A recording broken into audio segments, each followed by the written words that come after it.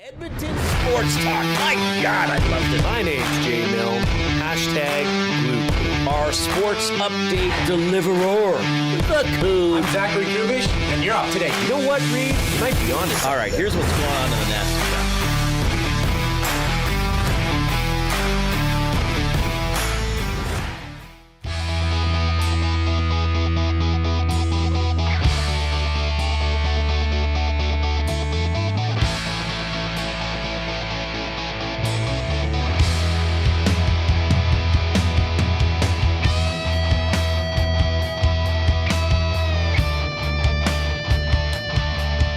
What is happening, Nasties? Welcome to the Reid Wilkins Show with myself, Jay Milne, guest co-host Zachary Kubusch, and the man with two first names, Brendan Eric, running the ones and twos. It's always nice to see Brendan Eric here. It's always nice to have Zachary Kubusch beside me.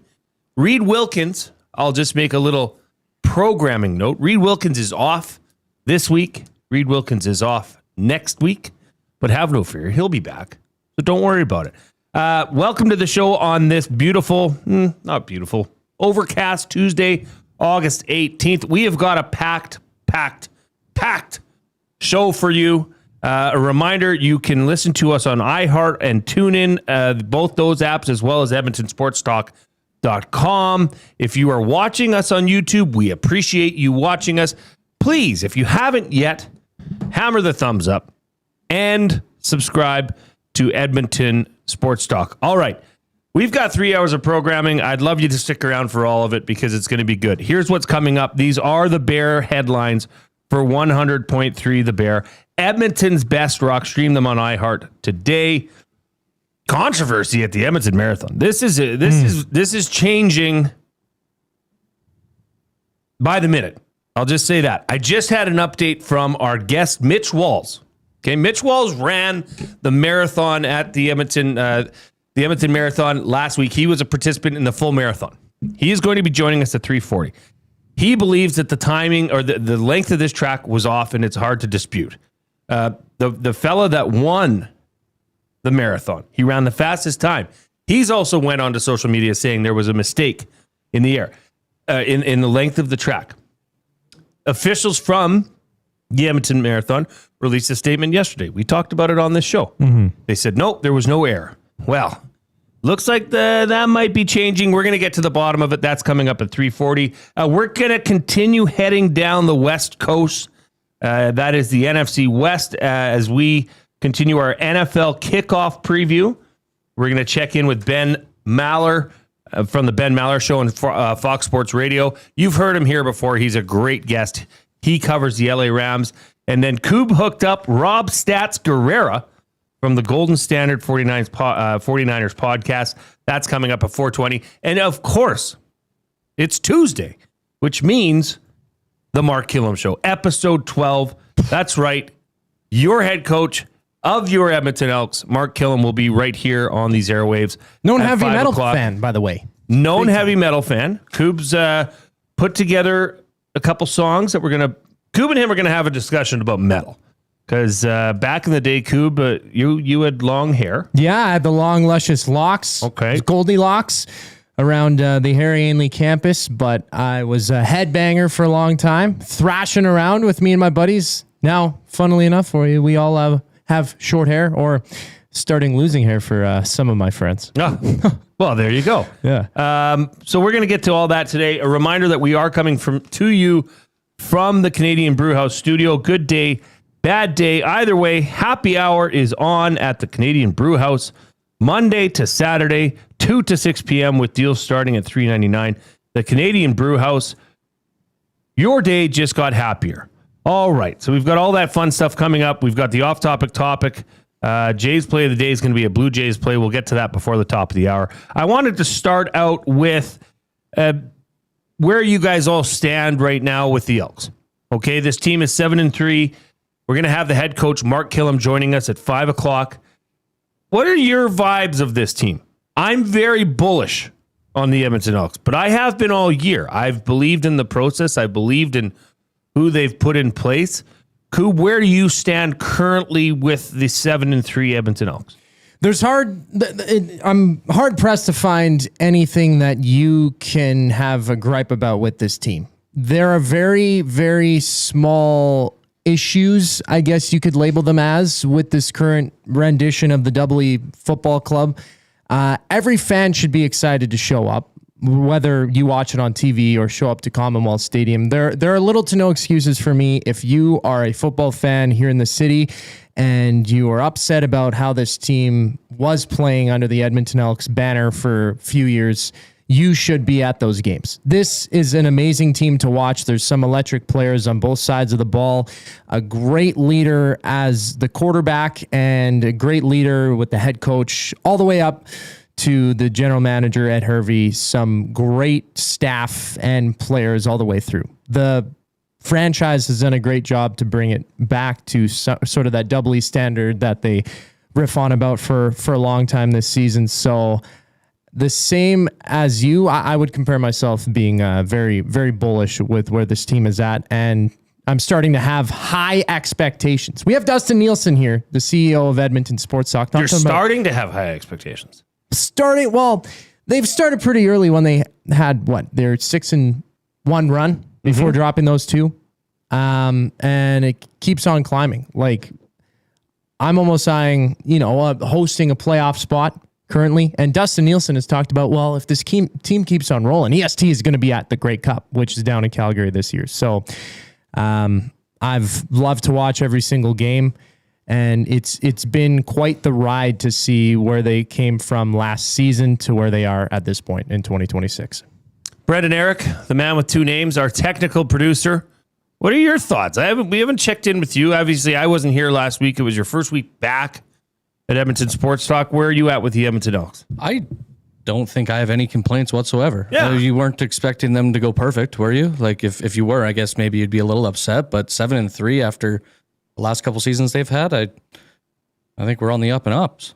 Well, we were talking about their record over the past 4 years, and I mean, it's been 7-11, 7-11, 4-14, 4-14.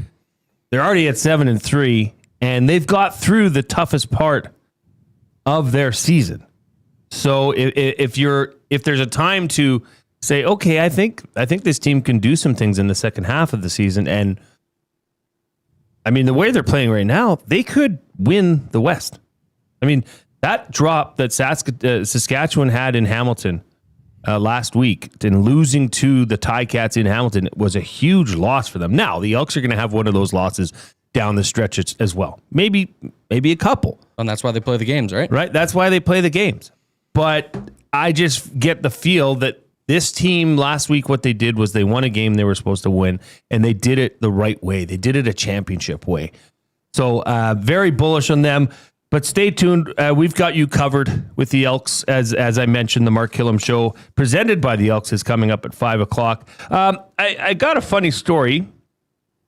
Well, I don't know. It's just interesting. I got a text. Okay. I got a text this morning. Let me pull it up here. All right. This was from Zachary Kubusch.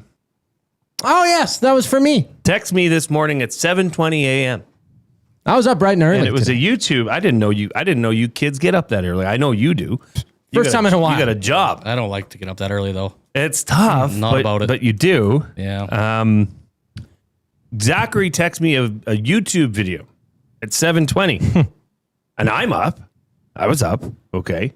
I was surprised Zach was up. And he says, have you heard this? Do you remember this song? Yeah. And this is the video that Zach sent over to me. I've got Canada in my pocket, a little bit of history. A penny and a nickel and a quarter and a dime mean a lot to you and me. It's more than pocket money. They're the symbols of our land. They're pictures of important things for which this country stands. Okay, Zach, what prompted you to send me this video at 7:20 a.m.? I'm going to be completely honest. I had this song stuck in my head the last couple of days. Like, it was brought up to me, and it was something that kind of sparked a light bulb in my head. A memory that I didn't know that I had was uncovered, dusted off unlike these EST offices have been. But it is an absolute banger of an educational song. And I remember learning this and hearing this in elementary school. So what's the title of it? It is called Canada in My Pocket Canada in by My Michael Pocket. Mitchell. And the video on YouTube, over 2.8 million views from 18 years ago. I tried to find the real source and when this had been released to the public in the world. It looks fairly old, probably in the 90s, mid to late 90s, I'd say is where it originated. But this is something that I kind of grew up with, and I know the lyrics probably to a T. And in my soul, this rocks my core, this song. I just thought it was funny that you were thinking of that at 7:20 a.m. and you thought to send it to me to say, hey, Jay, have you heard this banger? Yeah. And it's this song, Canada in My Pocket. Canada in My Pocket, yeah. So this was some sort of a educational song? Educational. We probably were shown this in social studies class growing up as well. You learn about the penny, the nickel, the dime, and the quarter. Chet Palmer does like to put things in my pocket. Now, Chet Palmer is away for this week and next week, but I thought, okay, if we're going to... I had never heard that song. So Okay. Maybe children of your vintage, but, you know, we're getting comments here. Fairly old, mid to late 90s. Jesus, Koob. That comes in from Big Baptized Big For a Uke. video, that's pretty old for a song for me to know that. Like Bill Nye was 90s as well. The quality of it looks much worse than today. I Right. guess being 90s, if you're a person, you're not old. With music, it's deemed as old. Brandon, though, I'm curious. You're in your 20s. Do you have any clue what this song is? Have you heard this ever I've in your never life? heard it, but I don't want to jump in this hole you're digging, man. I want to stay about as far away. I don't know what hole I'm digging into here. Duck Dad says, what was the rant? I just saw this a couple times. What was the rant about the marathon? I don't know that Reid delivered an on-air rant, but I know he shares the same sentiment of a guest that we have, Mitch Walls, who just to set it up, coming up at 3:40. You're going to want to hear this story about the Edmonton Marathon. But right now, we are going to get to the off-topic topic for William Huff. Since 1952, William Huff has provided industry-leading advertising solutions for thousands of valued clients.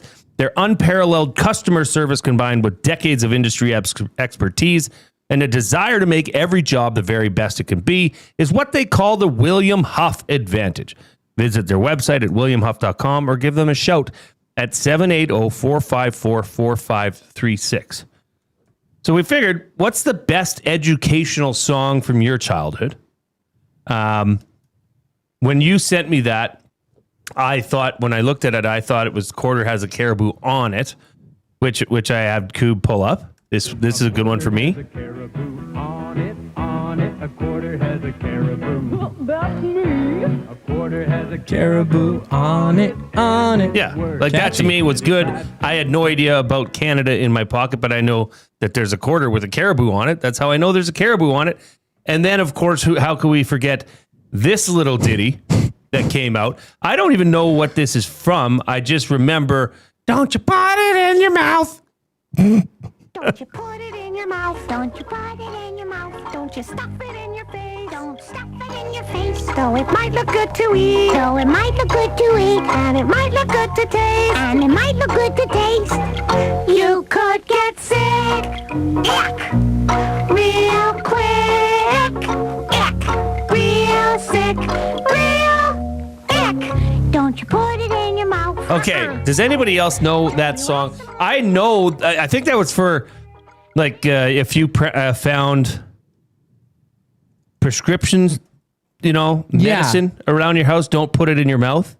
I mean, that's I'm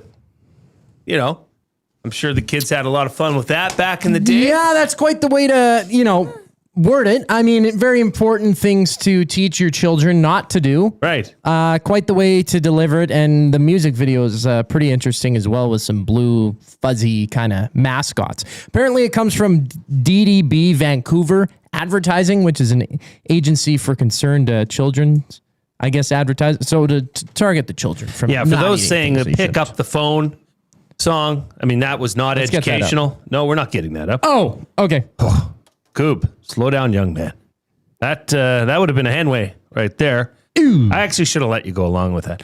Next was Ozzy, who says, we talked about this before, but it's the Counting Pinball song from Sesame Street. Not much being taught, though, other than how to count to 12. And Raider Jesse says it was a commercial. It's a public service announcement thing from the feds. I like when people say from the feds. Yeah. The government. All right. Portions of this hour. Well, you know what? Let's keep going with this. Send in your thoughts on what is the best educational song from your childhood.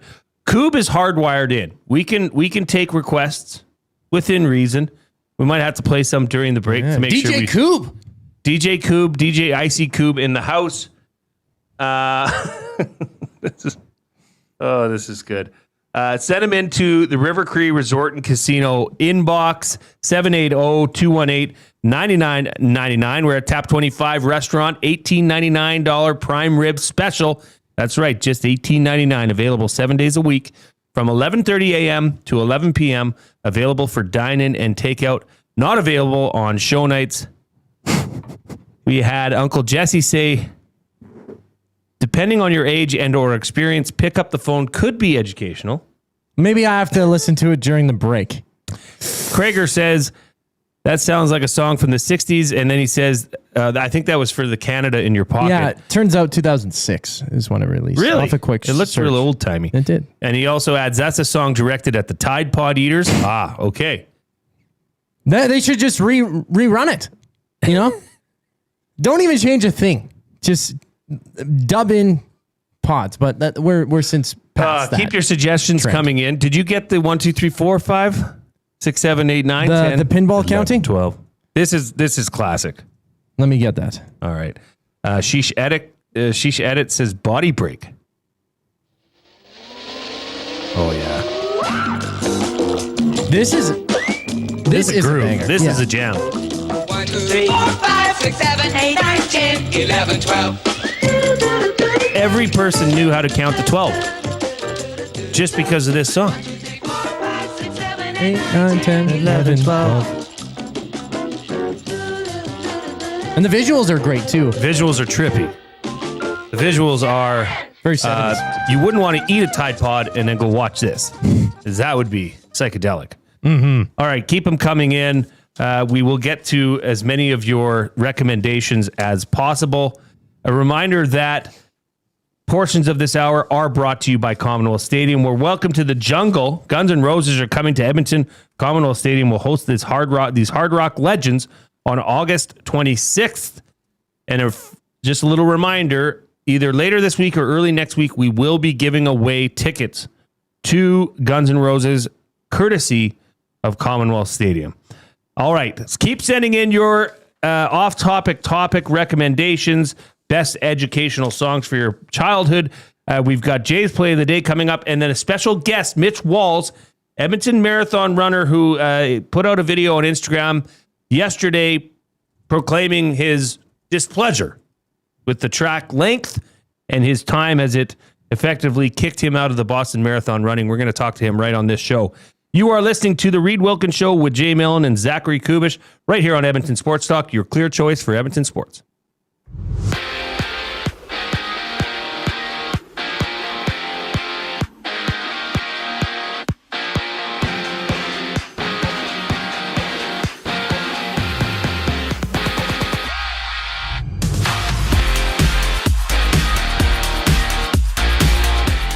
The Jays are back in action today as they open a 3-game series against the Tampa Bay Rays with a chance to move into a playoff spot.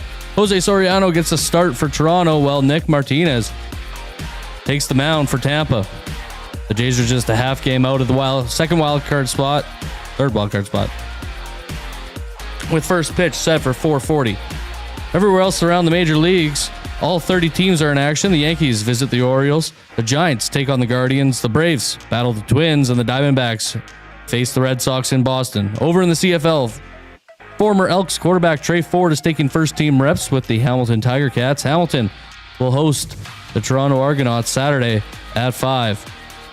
The CFL has also announced the players of the week. The Elks cornerback J.J. Ross and Cody Fajardo earning the 2 top spots.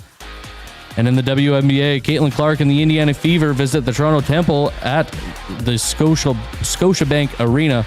Clark is making her Toronto debut today with tip-off scheduled at 5 o'clock. This sports update is brought to you by Paramount Flooring. Edmonton is expecting some changes this offseason, and I'm talking about your flooring. Paramount Flooring brings over 30 years of trusted service and expert installation. Visit their showroom, open 7 days a week, or online at paramountflooring.ca. The boys are back after the break. My name is Brendan Eric, and you're up to date. Two guys and a goalie. Ryan Shea and the Edmonton Oilers in there. And once again, the title is Under the Radar NHL Acquisitions. Who could surprise? I could see us being surprised because we don't know him very well. But how do you think he surprises people here in Edmonton? Because I think there's some high expectations for this guy here in Edmonton. You move on Darnell Nurse. Two Guys and a Goalie, presented by GS Construction. Tuesday and Thursday afternoons at noon, only on Edmonton Sports Talk, your clear choice for Edmonton sports. We have what you're looking for. GD Liquidators is Edmonton's one-stop shop for new and used warehouse, office, and industrial items since 1987. You'll find what you want when you want it. Give us a call, visit us in store, or check out the monthly auctions at gdliquidators.com. 100% Canadian owned and operated. We have what you are looking for. GD Liquidators. One moment, you're driving to work. The next, you're facing serious injuries, mounting paperwork, and insurance companies focused on their bottom line. That's where you want Rick Mallett and the team at Hammer Injury Law on your side. For more than 35 years, Rick has helped injured Albertans stand up to insurance companies and pursue the compensation they deserve, with no legal fees unless your case is successful. Serious injuries need the Hammer. Call 1-855-98-HAMMER. What's that number again? 1-855-98-HAMMER. Or learn more at hammerinjurylaw.ca. GCL Diesel has been serving oil country since 1972. From diesel cars to SUVs to pickups. From farm tractors to school buses to a big rig. From diesel generators to forklifts, GCL can test, troubleshoot, and repair all diesel fuel system components. Whether it's injectors, pumps, turbos, filters, or additive, GCL has the parts you need to keep your diesel running the way it should. For genuine diesel parts at wholesale prices, visit GCL Diesel in the West End or online at gcldiesel.com. GCL Diesel. Diesel understood. The Canadian Brewhouse has a happy hour for any scenario. You finished work early? Happy hour. You finished work because you accidentally hit reply all to the entire company? Big happy hour. Your boss said, great job. Happy hour. Your boss said, per my last email. Ugh, emergency happy hour. You finally closed the big deal. Happy hour. With a huge selection of ice cold drinks and great food, the Canadian Brewhouse has a happy hour for whatever just happened at work. The Canadian Brewhouse. Your day just got happier. Ready to raise the stakes? At Play Alberta, bigger bets and buy-ins are now available for nearly all live dealer games. From blackjack to baccarat, your favorite tables are waiting to deal you in. Whether you're kicking back at home or looking for some fun on the go, now's your chance to enhance your Play Alberta experience with new elevated stakes. Visit playalberta.ca/EST to learn more. That's playalberta.ca/EST. Must be 18 plus to play. If you gamble, use your game sense.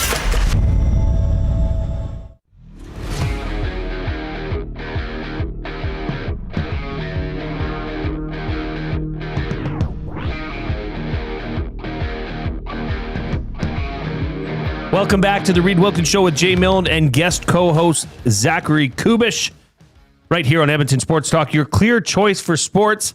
A reminder that you can catch us on iHeart and TuneIn radio apps, as well as EdmontonSportsTalk.com.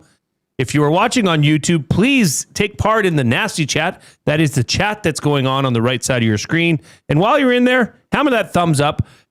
We endeavor to get to 100 thumbs every show. I know some people are on holidays. We get it. We understand that. But if you haven't and you want to say, hey, thanks for reminding me and taking me for a trip down memory lane with some of these educational songs, hammer the thumbs up. Subscribe to Edmonton Sports Talk. We appreciate all of you nasties. A reminder coming up shortly, we've got Edmonton Marathon runner Mitch Walls, who's going to share his story about what he thought was a discrepancy in the course track length, which ultimately held him out from qualifying for the Boston Marathon.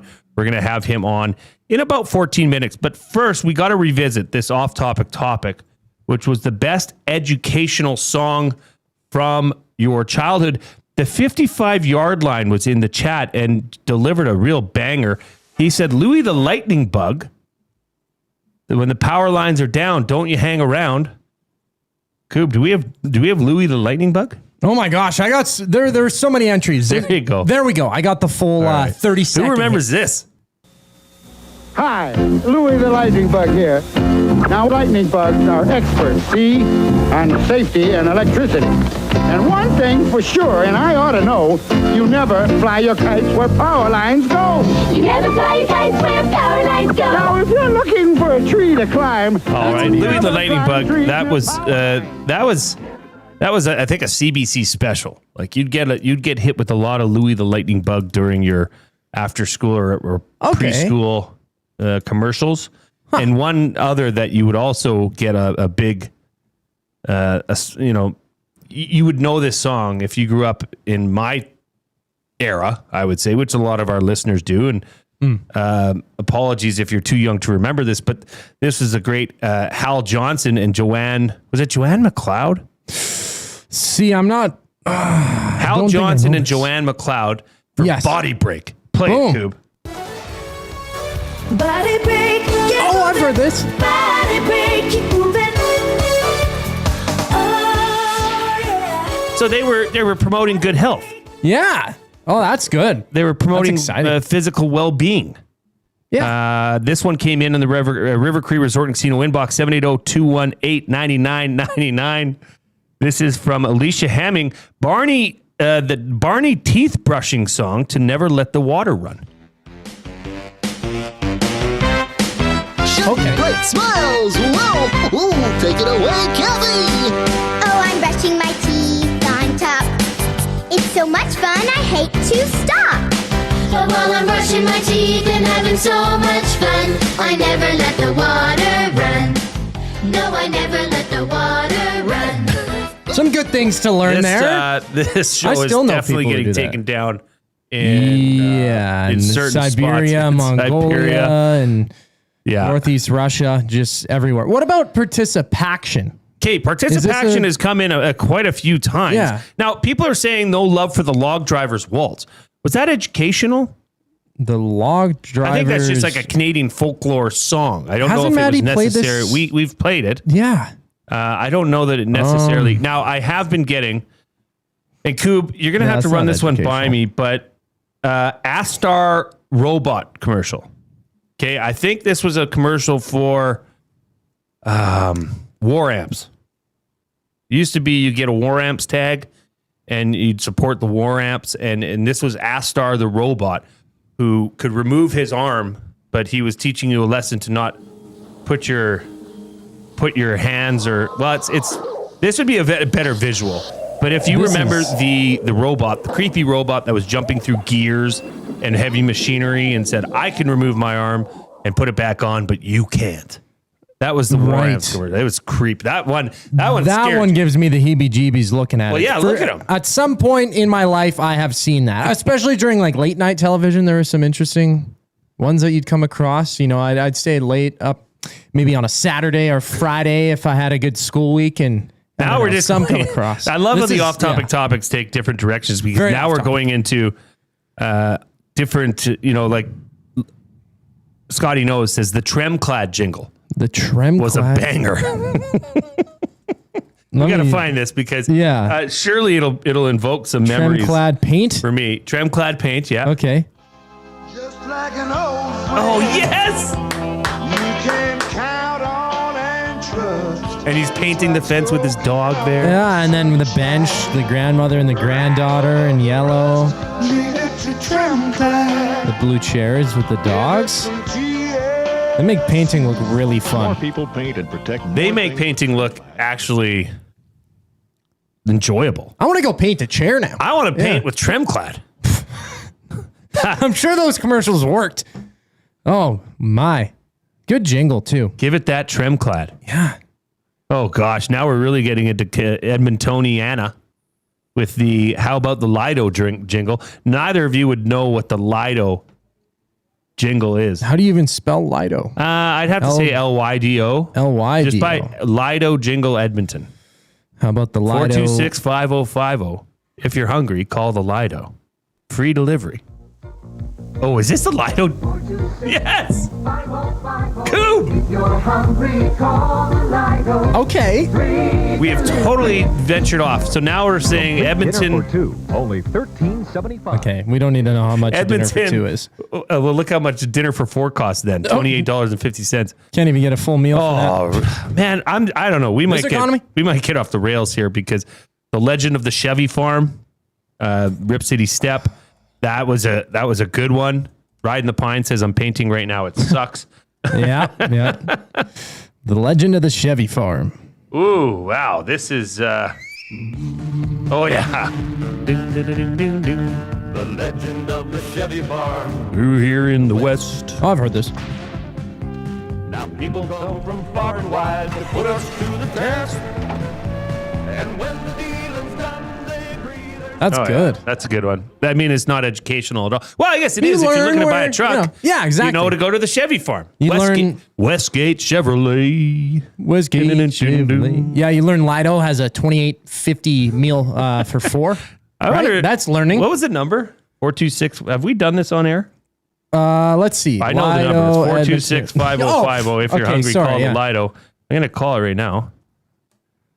That's Number is no longer in service. Oh, man. Can you imagine if somebody answered and said, you've got the Lido?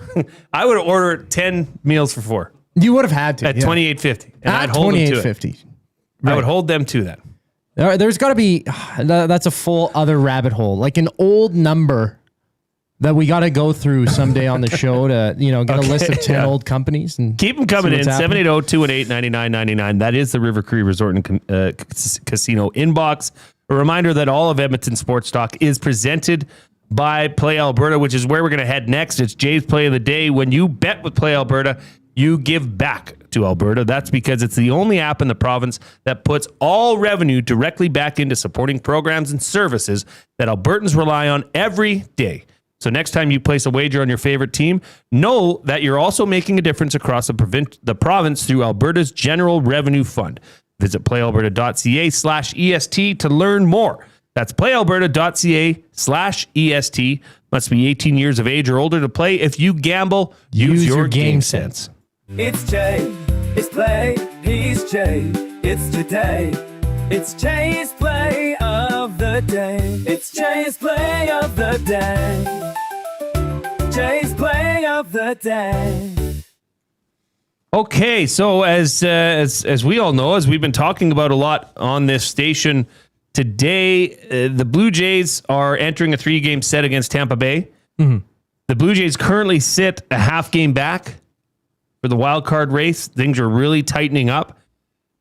The Blue Jays in their last 10 games have a 7-3 record. Oh. Do you know the only other team in the American League to have a 7-3 record in their last 10 games, Koob? The Tampa Bay Rays. You got it right. You got it right, Pontiac. 7-3 for both these teams. So this is going to be an interesting series. I think the Jays are in one here.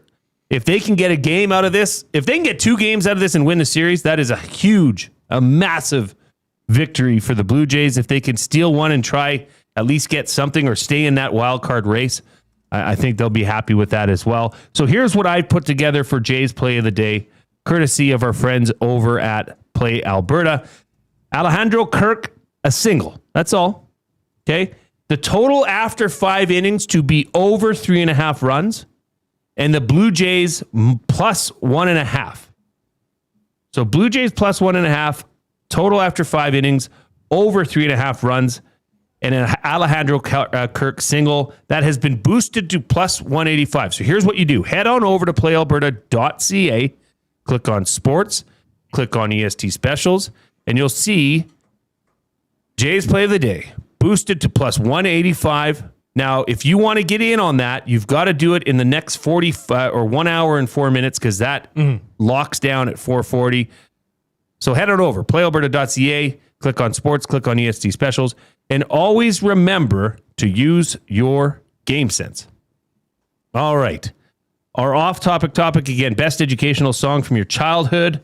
Caster 1990 says, so the off-topic topic is now just jingles from our childhood. Yep. Not necessarily educational. Well, it's kind of the way it takes on a life of its own. You know, sometimes this happens. Sometimes this happens. It just turns into, it has a life of its own. Yep. And we want to help our nasties. We want to listen to our nasties. So if that's if that's where you want to go, we will go there. I've learned a lot today. Waddy in Cloverdale says, Jay, the Lido was so old. It was when Edmonton was still using the 403 area code. Wow. That was the thing. I always thought it was in the 780 in YAG. Just trying to look here. Oh, man. Guess you learn a lot, hey? Well, there's certain things, though, not only from an educational standpoint, like for me in school, there was a lot of video aspects of it, but to hear how much people remember commercials from 10, 20, well, 30 keep years in mind, ago. Koob, at that time, there was like, for most people, well, I don't know for most people, but a lot of people had 4 or 5 channels. Yeah. So it wasn't like you had 400 or 500 channels where you could choose, and if a commercial came on, you just switch the channel. It wasn't that way, so you're almost force-fed commercials on the regular basis. Before we get out, and a reminder, we've got Mitch Walls, Edmonton Marathon runner, coming up. We're going to talk to him about this controversy that's come up with the Edmonton Marathon. I want to hear his story, okay? Because he's got a story that you're going to want to hear. So stick around after the break for that. But before we do, I got to get to this because without Reid here, Reid really promotes our limericks. So let's not forget about that we still love limericks, okay? Right. And what is a topic? Today's it's AABBA. It's a rhyming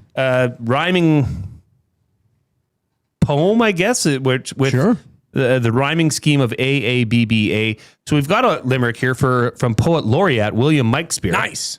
Go ahead, Brendan. Hey guys, since Reid is on holiday, a limerick for the two of you. Jay and Koob, the team that's dreamy. They're so hot, my windows are steamy. Oh boy. What's in your pocket? Is that a rocket? Or are you just happy to see me? Cheers, William Mikespear. He says, see you at the Estes. Wow, that was well done. Send in your limericks. The limerick topic today is Edmonton, like classic Edmonton things. Okay, like Westgate Chevrolet, the Lido, United Furniture Warehouse, stuff like that. Jingles. Let's go with jingles. Known Edmonton jingles? Known Edmonton jingles. If you can come up with them, we'll read them. But before we get to our guest on the other side, we've got to hear from Brendan. We'll be right back.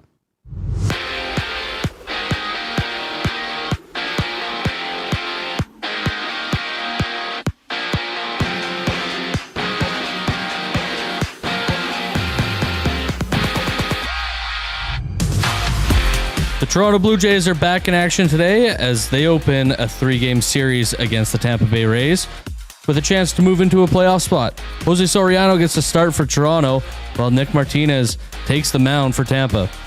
The Jays are just a half game out of a wildcard spot. First pitch at 4:40. Everywhere else around the majors, all 30 teams in action. The Yankees visit the Orioles. The Giants take on the Guardians. The Braves battle the Twins, and the Diamondbacks face the Red Sox in Boston. Over in the CFL, former Elks quarterback Trey Ford is taking first-team reps with the Hamilton Tiger Cats. Tigats will host the Argos Saturday at 5. The CFL has also announced its Players of the Week, with Elks cornerback J.J. Ross and quarterback Cody Fajardo earning the top 2 spots. And over in the WNBA, Caitlin Clark and the Indiana Fever visit the Toronto Tempo at Scotiabank Arena. Clark is making her Toronto debut today with tip-off scheduled for 5 o'clock. This sports update is brought to you by Say the Reid Sports Medicine. Connor McDavid has a team of specialists, and you've got a bag of frozen peas. At Say the Reid Sports Medicine, get the same locker room approach that's trusted by the best in the game. Call 780-460-9977 or visit their website at saythereidsportmed.ca to book an appointment today. The marathon distance controversy around the break. My name is Brendan Eric, and you're up to date. The Oil Stream. What's one Oilers draft pick that didn't turn out as you would have hoped? Marc-Antoine Pouliot. I'm pretty sure he was a first-round pick, if I'm not mistaken. He was drafted by the Edmonton Oilers 22nd overall. Robbie Schremp from Chris Gand. We've got Omark. Oh, Linus Omark. Hashtag Anton Lander. The Oil Stream, presented by Boston Pizza. Monday, Wednesday, and Friday afternoons at noon. Only on Edmonton Sports Talk. Your clear choice for Edmonton sports. Back to school? Really? Yay! Really.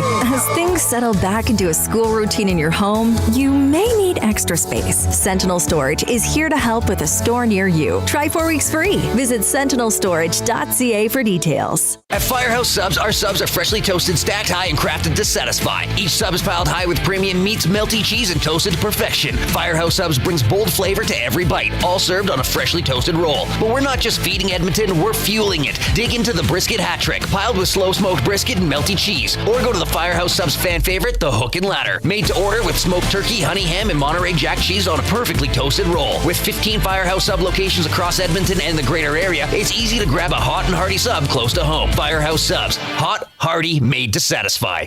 One moment, you're driving to work. The next, you're facing serious injuries, mounting paperwork, and insurance companies focused on their bottom line. That's where you want Rick Mallett and the team at Hammer Injury Law on your side. For more than 35 years, Rick has helped injured Albertans stand up to insurance companies and pursue the compensation they deserve, with no legal fees unless your case is successful. Serious injuries need the Hammer. Call 1-855-98-HAMMER. What's that number again? 1-855-98-HAMMER. Or learn more at hammerinjurylaw.ca. Somewhere, someone is sitting on a patio that is literally part of the parking lot. They're hot, uncomfortable, and bored. Do not be that person. The Canadian Brewhouse has a rooftop, real turf, misters, fire tables, patio games, big screens, and zero reason to be bored. This summer, your standards are higher than a parking lot, and you know it. The Canadian Brewhouse, Canada's best patios. Looking for flooring? Paramount Flooring has it all. Sales, service, and expert installation with options for every style and budget. Open 7 days a week. We've got you covered. Quick delivery and in-stock deals. Plus, EST listeners get 10% off. Visit ParamountFlooring.ca today.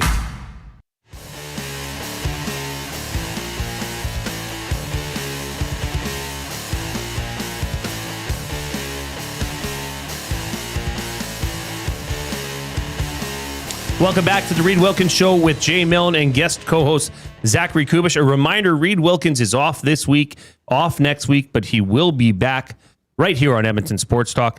Your clear choice for Edmonton sports. Okay, without further ado, we need to get to our next guest who is joining us courtesy the Oil Country Towing Video Hotline. Oil Country Towing, Edmonton's most trusted 24/7 roadside rescue team.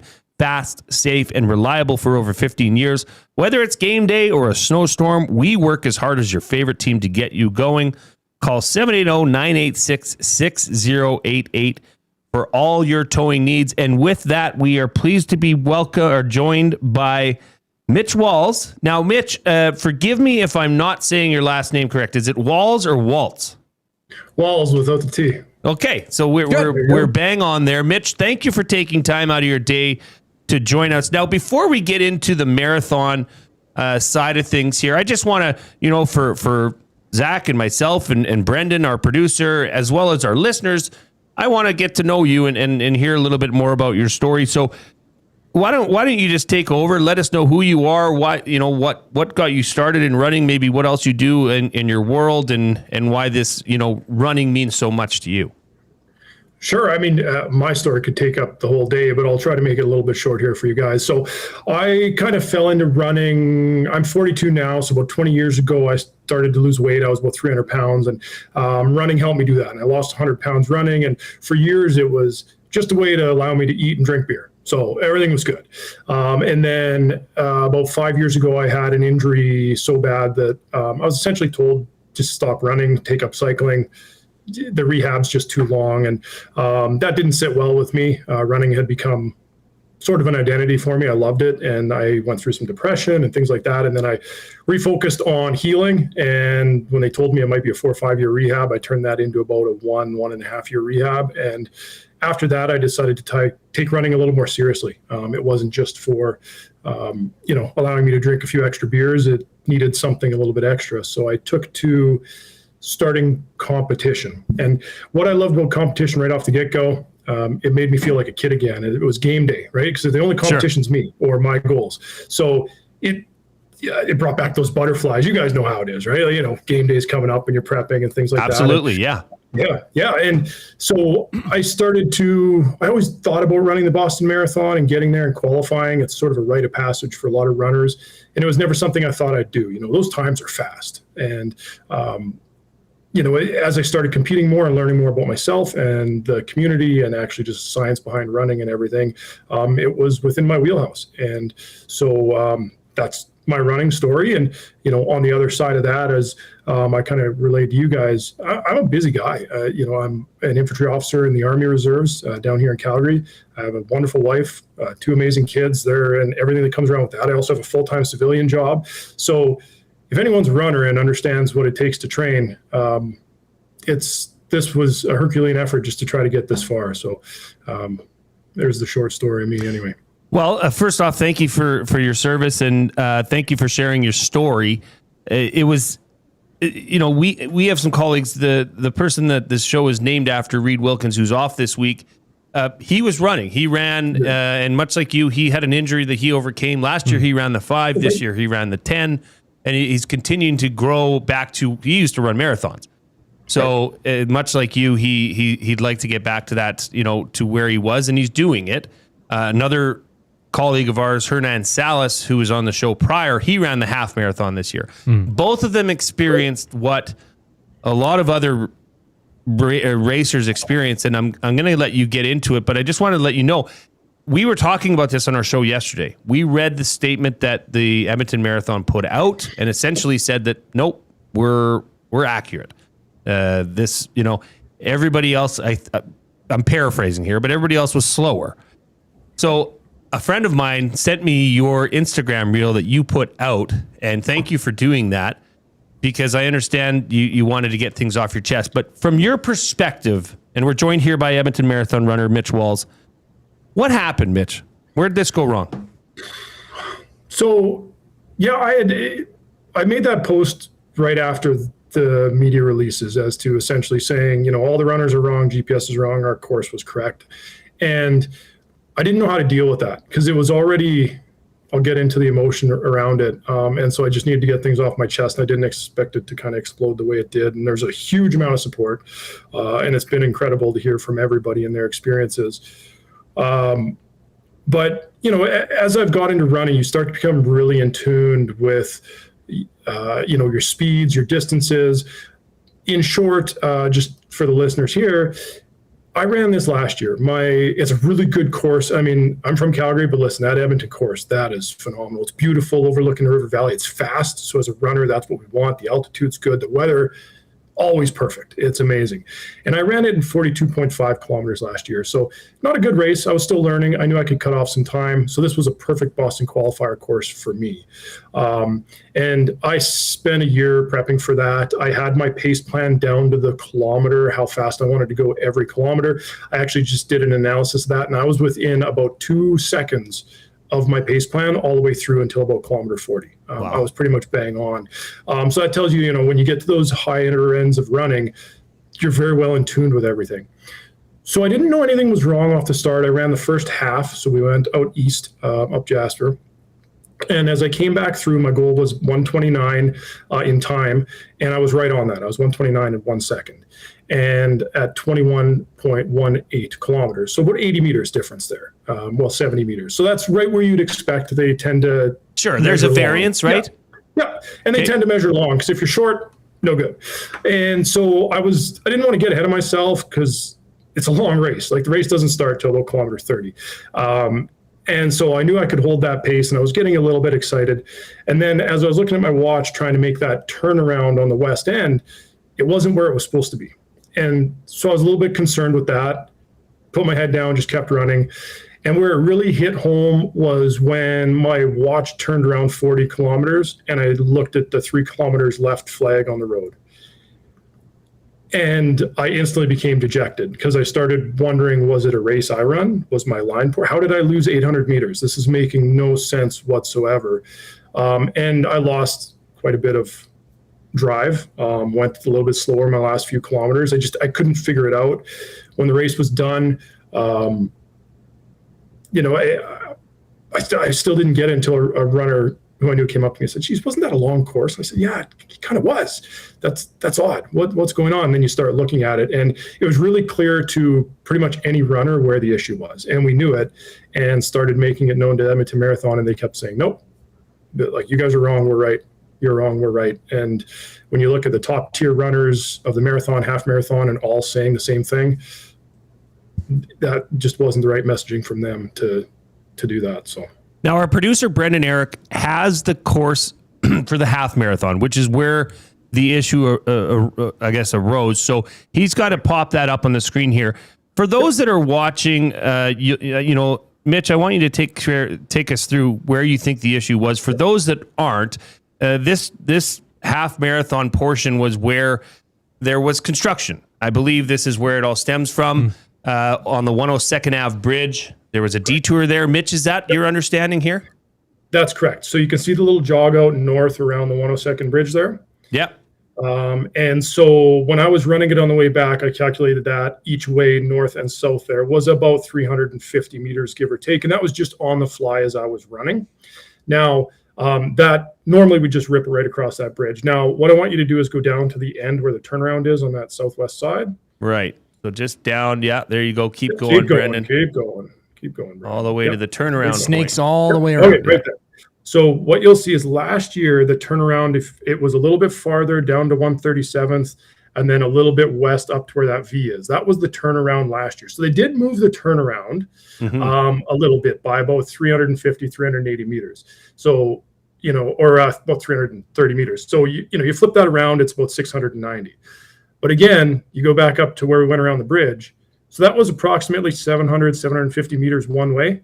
But then the turnaround was only 690 total, which means we had to run that 720 back. And that wasn't accounted for. So the error was very clear. And when you look at everybody's GPS stats, there are errors in the official race splits in that area where all of a sudden all our times were long. All of us had about 700 to 800 meters too long than what we should have. And it is universal. It's not one or two watches. It's different watches, different brands. We weren't wrong. We know we're not wrong. We know there's an error. And that's hurtful. Because again, for me, and just for the listeners who don't know running, Boston qualifiers, the big race. That's the penultimate race for running, and you have to qualify for it. And there's age group categories. So I'm getting a little bit old. I'm 42. My age group category is 3 hours and 5 minutes. Now, there's a lot of people that qualify for the Boston Marathon. So usually every year there's a cutoff. So they take time off that because they only allow so many people to run. Last year it was 4 minutes and 32 seconds, which meant my age group needed to run in 3 hours and 26 seconds. So my goal was sub 3 hours. And my pace plan was on that. I knew I could do it, and I would have given myself about a minute and a half buffer beyond that in case that changed. So, when you talk about how much effort and energy runners put into this, just for context, I dreamt for months about crossing that line, staring at that clock under 3 hours. And I knew I had it, and it feels like it was stripped away from me due to this error. And that's hard. Because it is there. It exists. And it's just, there's no admittance from it. And, I tell a lot of people, if there was some sort of, we screwed up, apologies, that goes a long way, but it wasn't. It was, your guys' GPSs are wrong. You're wrong. Every runner's wrong. We're correct. And that's just not the way to go about this. Well, I'm sorry to hear how much it's affected you and I guess everybody else running, right? There's the one-off. You could see it on the one GPS. Sure, it might have just been that mistake, but with the release statement and no admittance, I guess, of them having this done wrong, what is the next step for you? How do you go about possibly rectifying this as you stand here today? Well, I don't know if they can. honestly, I don't know if there's any opportunity for closure on this for anyone that ran. I mean, Boston standards are pretty stringent. If they do admit an error, do they use our GPS times, which are inaccurate? Do they take time off, but then, their splits were inaccurate as well? I'm not sure. I think the best route forward is for everybody, including me. I'm trying, I accomplished my goal. It was a sub 3 hour marathon, and I did it, and I'm incredibly proud of it. This kind of tainted it. It did quite a bit. And I just, through some time, I'll start to recognize that. And what I've been telling a lot of people is, I don't know if I'll run this marathon next year. That was it will come out that it was incorrect. I guarantee it. And, I'll pick a different race, and I'll just train harder and put more on the line. And if there's another error, I'll make sure I'm 10 minutes underneath it, so it won't matter. Well, that was actually my next question. We're joined by Mitch Walls, Edmonton Marathon runner here on the Oil Country Towing Video Hotline. Like, what is the next thing though? Like, do you have another marathon that you're looking at? Is this a marathon that you ran it this year, but is there another one that you have kind of that you might adjust to because of these, I guess, mistakes and the issues with this one this year? Yeah, good question. I mean, Boston Marathon, you need to have your times in by, I think, September 14th for next year's Boston Marathon. So really, my body doesn't have it in me to run 2 marathons in a month. Even if I could find one, you need that time, about 2 or 3 months. So, I'd be looking at probably a 2028 Boston Marathon, and this was a huge undertaking for me. I dealt with a debilitating injury in May, where I really couldn't even run for about 3 weeks. So I lost an entire training block. So this was a huge, huge goal for me. And again, since you have to plan your years out, if you're going to compete as a runner, and you need to plan half marathons and full marathons and training blocks and all these things, the only option I have is to look into next year, unfortunately, now. So it's kind of a gut punch, because I was hoping to punch my ticket to Boston. And listen, it wasn't a guarantee I was going to Boston anyway. Maybe the cutoff was going to be 7-8 minutes, which has happened in the past, but it sure looks like it's not going to happen for sure now. So that's a little bit painful, but you know what? There's more on the horizon. Mitch, thank you so much for sharing this. Thank you for putting yourself out there. I know this has been an emotional experience for you. You know what? It must be nice. Like Rory Linklater, the fella that won the Edmonton Marathon, came out and said, this is where the city went wrong, or this is not where the city, where the planners went wrong. Just come out and admit it. And you know what? A lot of people can live with that. And just talking about it, Mitch, I hope that's brought you some solace as well. But we're on a live stream here on YouTube, and the thoughts and everybody's feeling for you and sympathizing with your situation. So thanks for taking the time out of your day, Mitch. And if you hear anything that comes up, you've got my information. Hit me up, and we'll continue talking. All right? I'll get it right to you. Thanks, Chance. Appreciate you bringing some awareness to this. So, all right. That was Mitch Walls, Edmonton marathon runner, joining us on the Oil Country Towing Hotline. Wow. Okay. So there's lots to unpack today. It seems like an error was made, and I'd seen race results that are now on hold because there was a track measurement discrepancy. So I don't know. They've been using technology like situation. This for years. Why with this one specifically are there errors? It was not just to one person. Yeah, I think it was a screw up with the endpoint with the turnaround. Yeah. I hope it gets rectified, and the sooner they can, the better it would be for everybody, because the longer you hold off on this, it just doesn't get any better. All right, we've got to get out. It's the top of the hour. We are going to continue our NFL kickoff preview as we welcome Ben Maller from the Ben Maller Show on Fox Sports Radio. He covers the Rams. He's coming up right after the break. The Lock Shop. So what about the Jays today, my man? Big test here. You got the Rays. The Rays are an absolute wagon. This is a huge, huge opportunity for the Blue Jays, because they have been absolutely beat up by the Rays. For the success they've had against the Yankees and some of the other teams in the division, the Rays have absolutely owned them, and it started early on in the season. The Lock Shop, weekday mornings at 11, only on Edmonton Sports Talk, your clear choice for Edmonton sports. You've always known GCL Diesel as the experts in diesel fuel systems, but did you know that GCL is also your source for turbochargers and turbo repair? As a turbo supplier for Garrett, Borg Warner, and Holset, GCL can provide genuine original equipment turbos at wholesale prices. Whether it's diesel, gas, natural gas, or performance, we can provide you with the turbo or custom repair you require. Turbo questions? We've got turbo answers. Visit us in the West End or online at gcldiesel.com. GCL Diesel, turbochargers understood. Looking for a delicious meal without the hassle? Head to Pasta Pantry in Sherwood Park, your home of the game day meal. From handcrafted fresh pasta with rich homemade sauces to ready-to-heat family meals, Pasta Pantry brings authentic Italian flavor straight to your table. For over 30 years, Pasta Pantry has served hot, delicious comfort food made right in our kitchen. We do it fast so you can slow down. Visit Pasta Pantry in Sherwood Park today and taste the difference fresh makes. Pasta Pantry, real food, real fast, real good. The second half is yours. Bring the energy and walk in your seat with our new 5-game season pass, because the best way to experience Elks football is being there when it happens. For every tackle, every catch, every touchdown. Plus, every pass comes with a $25 voucher, so you're covered before you even take your seat. Half season, full energy. Get your season pass at goelks.com. Edmonton Elks, our city, our year. Time for a new career in 2026? Or maybe your kid is still pondering their path. Good news! Weiss Johnson is hiring. It's Dennis, and not only are we hiring for heating and air conditioning, we're also looking for experienced plumbers and gas fitters. With the growth in residential development, there's no shortage of opportunities at Weiss Johnson. Choose your path with us. Learn from one of the industry leaders, and we will grow together. Receive great benefits and school reimbursement as well. Visit weiss-johnson.com today. You've heard the name, but what does it mean?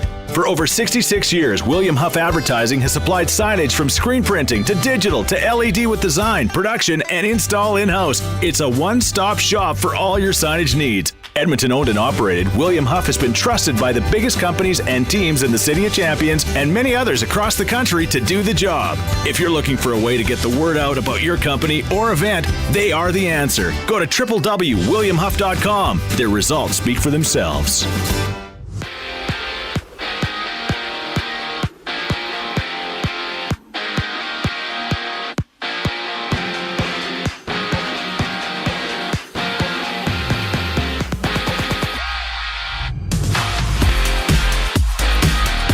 The Jays are back in action today as they open a 3-game series against the Tampa Bay Rays.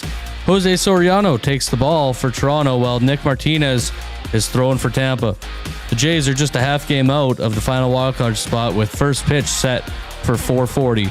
Elsewhere around the major leagues, all 30 teams in action. The Cards visit the Reds. The Mets take on the Padres. The Braves battle the Twins, and the Athletics face the Royals in Kansas City. Over in the CFL, former Elks quarterback Trey Ford is taking first-team reps with Hamilton. Hamilton will host the Argos Saturday at 5. The CFL has also announced its Players of the Week, with Elks cornerback J.J. Ross and quarterback Cody Fajardo earning the top 2 spots.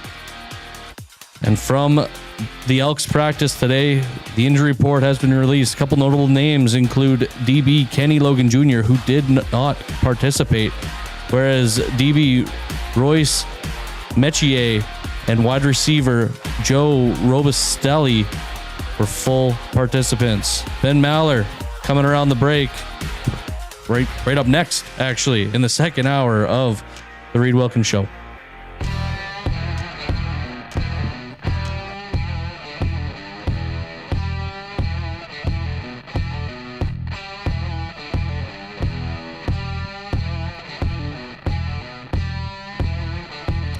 Welcome back to the Reid Wilkins Show right here on Edmonton Sports Talk. We are coming to you live from the Canadian Brewhouse studio, where I need to remind you that you need to turn up the heat or sweet this August at the Canadian Brewhouse with their wing flavor of the month, Bourbon Peach. Smooth bourbon, sweet peach. Get them while they're hot for a limited time. That's at the Canadian Brewhouse. And I am sure that this next guest, I think he's got a penchant for chicken wings. He seems like he seems like a guy who, we could probably sit down and have a couple beers together, maybe some wings, share some stories. I'm pleased to welcome back to the Reid Wilkins Show, Ben Maller of the Ben Maller Show on Fox Sports Radio out of Los Angeles. Ben, how are you doing today? Ben, how are you doing? I'm great. It's good to be on with you guys. I do like chicken wings. I'm a chicken finger guy also. I have some chicken fingers named after me at a restaurant in Kansas City. Whoa. Yeah, I go there every couple years, and the guy that owns the place loves me, so they honored me, which is really, when you do this kind of stuff, you can win broadcasting awards. I say having a food dish named after you is much cooler, I think. Well, what kind of wings though? What kind of chicken tenders do you have named after? Like, is it a certain sauce? And I think we're getting some feedback as well. We're getting some feedback as well. Are we getting feedback? Well, that's not good. I don't like feedback. No. You just keep talking. When you talk, we'll it's fine. We'll figure it out. All right, we'll figure out the technical stuff. But it sounds fine on you guys sound great on my end, and I would absolutely have those chicken wings, 100%. But it's just like a big basket of fried chicken and fries, and you pick your sauce. Now, I'm anti-ranch dressing, so I don't approve of the ranch dressing. However, it's in the Midwest of the U.S., so people love ranch dressing. I'm not a big fan. Well, you're forgiven here. I've graduated as I've turned 40 years of age and older. I've gone to blue cheese, so we're all okay there. Let's get right at it, Ben. Look, Matthew Stafford. I mean, how long can this guy remain at an MVP level with this football team? Well, he only has to be an MVP for one more year. That's really one more year, because he's only going to play most likely one more year. I'm stunned. I thought he was done a year ago. About this time, there were stories about Matthew Stafford and how he was having work done on his back. He wasn't even practicing with the Rams, and then he went out there and won the Most Valuable Player of the Year award and was by far better than just about everyone else. Obviously won the MVP award, but he was so much better than everyone expected him to be for the Rams. And there's no reason to think that he can't do it at least one more time. He's not going to win the MVP award this year. The Rams are loaded. They've got a better defense than they had last year, a much better defense in theory than they had a year ago. So going into the year, everything looks great. Of course, as you know, once the guys start getting hurt, which is already starting to happen, everything changes. But if you just look at it on a tablet going into the NFL season, the Rams, everyone has them winning the most games, and they're the favorite to win the Super Bowl. There's no reason to argue against that in terms of just raw talent. The Rams rebuilt their secondary. They added Myles Garrett. So there's really no obvious weaknesses that they have on the team until guys get hurt, and then everything falls apart. Ben Maller of the Ben Maller Show on Fox Sports Radio joining us here on the Reid Wilkins Show. Look, you just mentioned they added Myles Garrett, but there's speculation that Aaron Donald, for goodness sake, might be joining this team again. What's the latest on the Aaron Donald situation? Because I can't imagine a world with Myles Garrett on one end and Aaron Donald on the other. I mean, that might be the most electric defensive line in NFL history. What's the latest, Ben? Yeah, well, so he's hanging out. I've heard from the people that I know out there that he's not really keen to have to. He don't want to do the whole training camp thing. The training camp's already midway through. The season starts in a few weeks here, so he's just trying to avoid that. And there's really the decision is, does he want to play the whole year? That's one option. Does he want to play a half the year, or does he even want to wait and just make sure the Rams are actually as good as they're supposed to be? And we used to see this in baseball where guys would wait, most famously Roger Clemens, the pitcher who waited to join the Yankees until late in the year, and he came out of retirement, years ago. And so there's that possibility. Also, I would be very surprised if he doesn't play at this particular point. Really, they're just deciding where he wants to play, and he's been out for a couple of seasons. So yeah, the idea of Aaron Donald is great. Now he is going to, he's 2 years older. He's like 35. So is he going to come out there and be the monster that he was for the Rams a couple of years ago? We'll wait and see. But yeah, just even as a decoy, having Aaron Donald there and Myles Garrett, you would think it's going to be very difficult to do much of anything while those guys are on the field. So yeah, I mean it's really cool. But the debate is whether he's going to play the whole year or whether you just kind of want to wait and wait a little bit till midseason and see how the Rams are doing.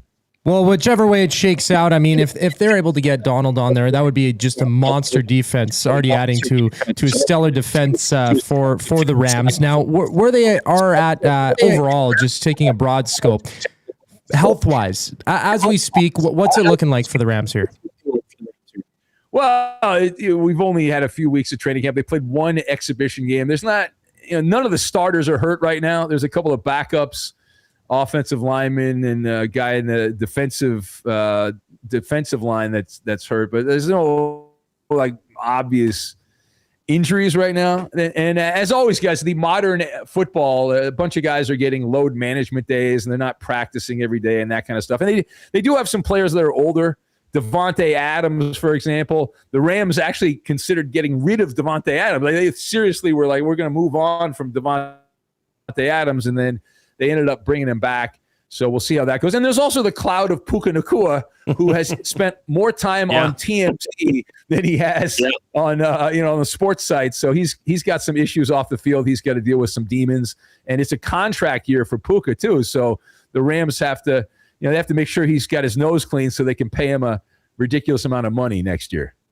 And staying with the offense, kind of highlighting the biggest surprise from potentially the draft, 13th overall, Ty Simpson, quarterback, goes to the Rams.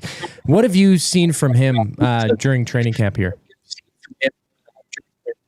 Yeah, so I hated the pick. I don't like it. And he looked great. He looked amazing. They played one exhibition. We can't really, come on, guys. I mean, they don't really try to hide the defense. But he was. I just thought it was a waste. The Rams are so close to winning a Super Bowl. I would have made another move to improve the defense, fattened up the defense. Like, I feel like that's a pick for 3 years from now, or even if it's a year from now. This is the Goldilocks era for the Rams, and I would have monetized that draft pick to bring in a guy that helps them right now. And Ty Simpson, even if he turns out to be a good quarterback, he's not supposed to play this year. Like, if everything goes right, Ty Simpson plays as much as you guys play and I play. He's just going to watch. So, like, to me, that's a pick that you didn't need to make, because this is your window right now. You've got to try to maximize it and win the Super Bowl. And that one more defensive player, whether it's a defensive back, you understand the Rams rebuilt their defensive backfield this year. They traded and signed free agent. They traded for Trent McDuffie from the Chiefs, and they added player Jalen Watson from the Chiefs. So they have the old Chiefs secondary, because that's how bad their secondary is. They just took the defensive backs from the Chiefs. So they have weaknesses on defense in the backfield that they could have addressed. But hey, listen, I hope I'm wrong. And Ty Simpson looked like he was back at Alabama beating up Kentucky or something like that. So he played great. But it's an exhibition game, and everyone's all gaga. I was having some of my listeners email me, you were wrong about Ty Simpson. It's like, it's one exhibition game. One. Let's wait and see on that. Well, whatever defensive lapses they have in the secondary, they'll surely outscore, no? You would think they'll be able to put up points consistently. They have a good stable of running backs. The offensive line, there's some questions about how great that is, but they just have to be average. They don't have to be amazing on the offensive line. So yeah, you would think if the Rams are not in the top 5 in the NFL in points scored, something has gone terribly wrong when you have Sean McVay calling the plays. You've got the reigning MVP, Puka Nacua, Devontae Adams, who's getting a little older, but he's still got some stuff left in him. And after those top receivers, there's some question about, do they have enough depth behind those guys? They're playing some younger players. But if you're really worried about your 3rd and 4th wide receiver, those are first world problems. You're doing pretty good. You're doing pretty good. Ben Muller joining us here from the Ben Muller Show on Fox Sports Radio. Always a pleasure to have you on. And whenever you are on, Ben, I like to get a little bit of the lay of the land, because here in Edmonton we have the Oilers and then everybody else. And right now our professional football team, the Elks, they're doing really good. They're having their best year in the past, 5-6 seasons anyways. But what's the big story right now? There's so many stories coming out of LA. What's garnering the most attention in your world? Well, first of all, I heard the commercial. I think I'm going to get partial season tickets to the Elks. I think I'm going to sign up for that. Good. No, in LA right now, there's a lot. It's crazy. I had a buddy of mine, one of my radio pals, who was sending me messages like, we've never seen anything like this. We've got ownership drama. The professional sports teams in LA, you've got the Lakers, who it's like Secession, that show Secession back. I don't know if you guys remember that, but you've got Jeannie Buss, who sold the team, and then she kept 17%, and now they've decided to sell. Her relatives, her siblings have decided to sell. That's going to be a court case. The Dodgers owner is being chased by the federal government in the United States for some tax shenanigans. He had to sell the Lakers. This guy, Mark Walter, this gazillionaire, he had to sell the share of his soccer team in Europe, the Premier League team Chelsea. So he sold that, and he's desperately trying to get enough money to pay back the taxes that I guess he didn't pay.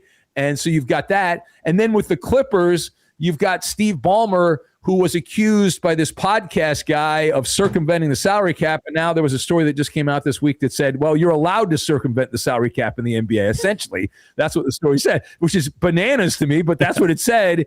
So it's absolutely wild. And the Dodgers on the field, the greatest team in baseball, have been very mediocre. They're under 500 the last month and a half, 2 months. So their top player, the guy they spent $60 million a year on, this guy Tucker, the outfielder, Kyle Tucker, is one of the worst players in baseball. He's not just kind of bad. He's horrific. And so there's all, and the big free agent closer they picked up from the Mets, Edwin Diaz, he's been hurt. He's hurt again. He's been terrible. So there's all kinds of drama. In terms of the pecking order, right now it's the Dodgers because of what's gone on with them recently, and then the Lakers with that drama, and then kind of everyone else after that. Once football gets going, it'll be more about the Rams. But there's a lot of stuff going on. It is absolutely wackadoodle central around here. So no LA Kings discussion. That's not making the docket, huh? Corey Perry. Yeah. Well, I have talked to my guy. I have talked to my guy Eddie. I am. I know hockey's coming up here before you know it, and the new 84 game schedule in the NHL. We were debating that. I don't think everyone's trying to. A couple years ago, it was we should get fewer games in hockey, or in all sports. Right? There's too many games. And now they're like, well, no, let's add a couple more games. Why not? Let's be honest here. They're supposed to be about where they were last year, kind of in the middle, which is when you're in the middle, it's not really great to talk about when you're stuck in the middle. You either want to be really good or really bad, not in that weird twilight zone area. Ben, before we let you go, and thank you for being so generous with your time and joining us and giving your perspective on the Rams. Every time you're on, we like to do some form of Canadian or Canadiana trivia. Are you okay to accept a few questions here, Ben? Well, I am concerned because last time I absolutely killed it. I think I got all the questions right, if I remember correctly. And I'm worried. I'm concerned that if you ask more questions, I'm guaranteed to get one wrong. But I am willing. I am going to be a daredevil. So let me see if I can. You asked me some easy questions last time, so I'm sure these will be harder this time. These might be a little harder. I mean, Reid is usually on the show. He's off for the next couple of weeks, and I don't recall exactly which ones he asked. So forgive me if I'm asking you a duplicate question, but I'll start with a CFL question, okay? Our beloved Elks are part of the league, the Canadian Football League. How many franchises are there in the CFL?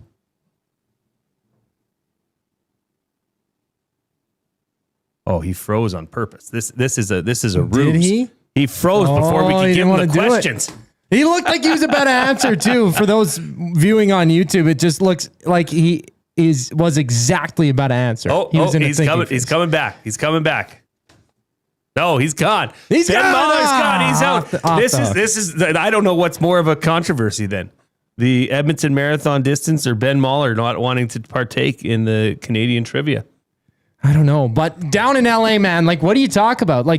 During the summertime here, we sometimes we take a few minutes to. Yeah, we take a few minutes. There's no off season there. I mean, when you have the Dodgers, when you have the Lakers, when you have the Clippers, you have the Rams, you have the Chargers. I mean, what there's zero time to be off, right? There's always a news story that's going on, and especially with what's going on right now with the owners. Is he trying to get back in? Ben, we lost you there briefly. This is awesome. Well done. Round of clicks for you for coming back. Where did we lose you? Well, yeah. I was worried my reputation would be silly because you would have thought I hung up on you or something like that. I didn't. I don't know. It's technology. I know. It's gremlins. I was attacked by gremlins. I don't know. I didn't touch anything. I don't know what happened. Anyway, Okay, I am back. I am. You want to take these questions head on. All right. The first question was, how many CFL franchises are there? That's the Canadian Football League. How many franchises are there? You're allowed to work through How this. many can I name, or how many are there? I know I can't. All right. So I've got the BC Lions, the Elks, because you guys obviously. We've got the Winnipeg Blue Bombers, the Montreal Alouettes, the Toronto Argonauts. There's a bunch of teams like the Red Hawks or something like Red Ottawa. Blacks. I'll give you Ottawa? that. Do they have? Yeah, I'll give you Ottawa Red Blacks. No, Red Blacks.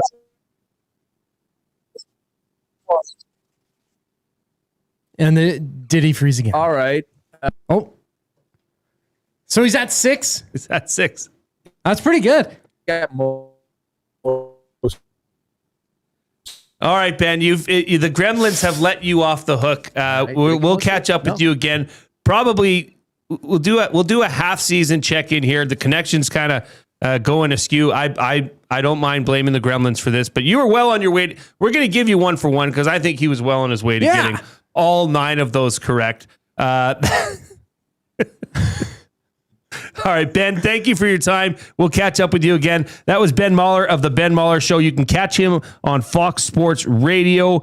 He was joining us courtesy of the Oil Country Towing Hotline. All right, we're going to check in. We're going to continue going down the NFC West Coast as we head to Santa Clara, and we check in with the San Francisco 49ers right after this break.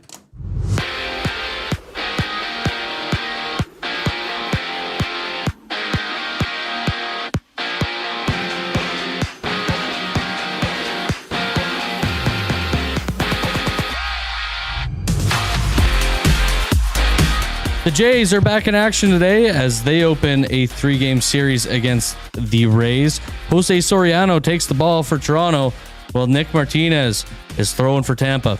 Jays are just a half game out of the final wildcard spot. First pitch is set for 4:40. Elsewhere around the majors, all 30 teams in action. The Cards visit the Reds. The Mets take on the Padres. The Braves battle the Twins, and the Athletics face the Royals in Kansas City. Over in the CFL, former Elks quarterback Trey Ford is taking first-team reps with the Ticats. Hamilton will face the Argos Saturday at 5 o'clock. The CFL has also announced its Players of the Week, with Elks cornerback J.J. Ross and QB Cody Fajardo earning the top 2 spots. And from practice today, the Elks have released their injury report. DB Kenny Logan Jr. did not participate. As for defensive back Royce Metier and wide receiver Joe Robistali, they were full participants. This sports update is brought to you by Windsor Plywood Leduc, locally owned and operated, serving Leduc and the surrounding area for over 30 years. Windsor Plywood Leduc has doors, flooring, baseboards, and of course, a plywood. Go see the knowledgeable staff today at Windsor Plywood Leduc. Some Niners talk around the break. My name is Brendan Eric, and you're up to date.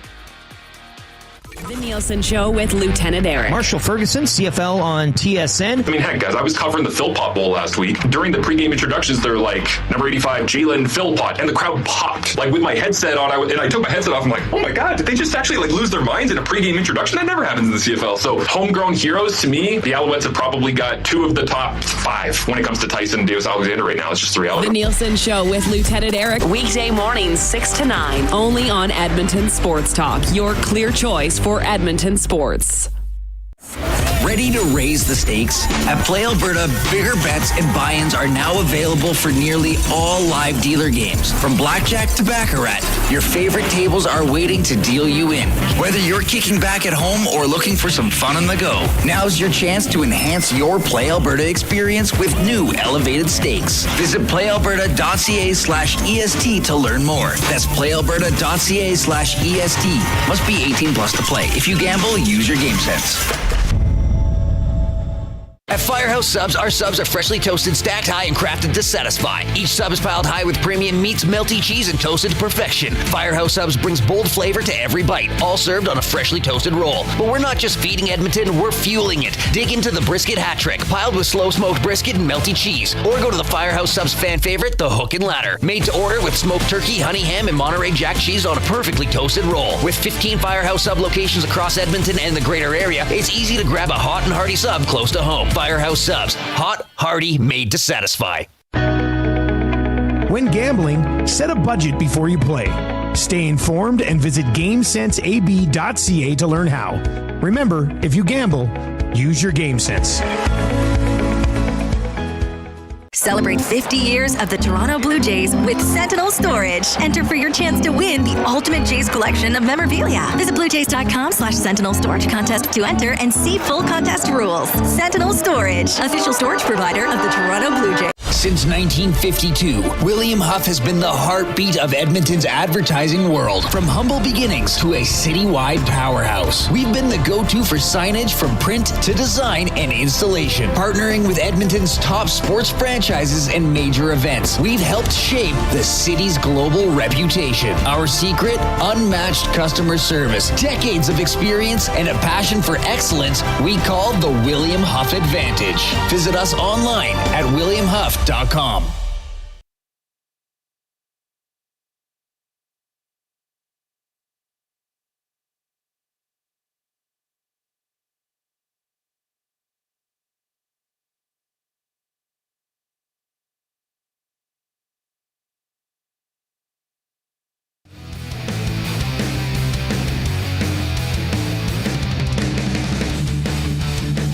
Welcome back to the Reid Wilkins Show with Jay Milne and guest co-host Zach Kubusch. Reid is off this week and next week, but have no fear, he's coming back. You are watching us on Edmonton Sports Talk, your clear choice for Edmonton sports. If you're on YouTube, please go ahead and hammer that thumbs up. We endeavor to get to 100 thumbs every day. We're on a good pace, Koob. We're over halfway there, and we're halfway through the show, so we should be able to get there. If you haven't yet, you can also subscribe to Edmonton Sports Talk. And Edmonton Sports Talk, all of Edmonton Sports Talk is brought to you by Play Alberta, where you can go to www.playalberta.ca/EST. That's www.playalberta.ca/EST. You'll like what you find there. A reminder, Jay's Play of the Day, it's up for another 10 minutes, okay? So if you want to head over to playalberta.ca, click on sports, click on EST specials, you will see it there. That is a Blue Jays play boosted to plus 185. All right, we are going to continue our quest down the NFC West Coast as we welcome to the show from the Golden Standard 49ers podcast, Rob Stats Guerrera. Rob, welcome to the show. You're on with Jay Milne and Zachary Kubusch. How are things? Things are good. Thanks for having me. Yeah, thanks for setting some time aside to join us. And Rob, your X account is Stats on Fire. You have yourself in the bio as Rob Stats Guerrera, as Jay introduced you as. Where does that name come from?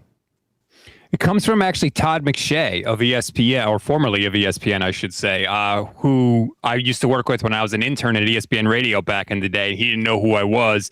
Someone said, "Who's that kid?" And Todd McShay said, "Stats," because my first job.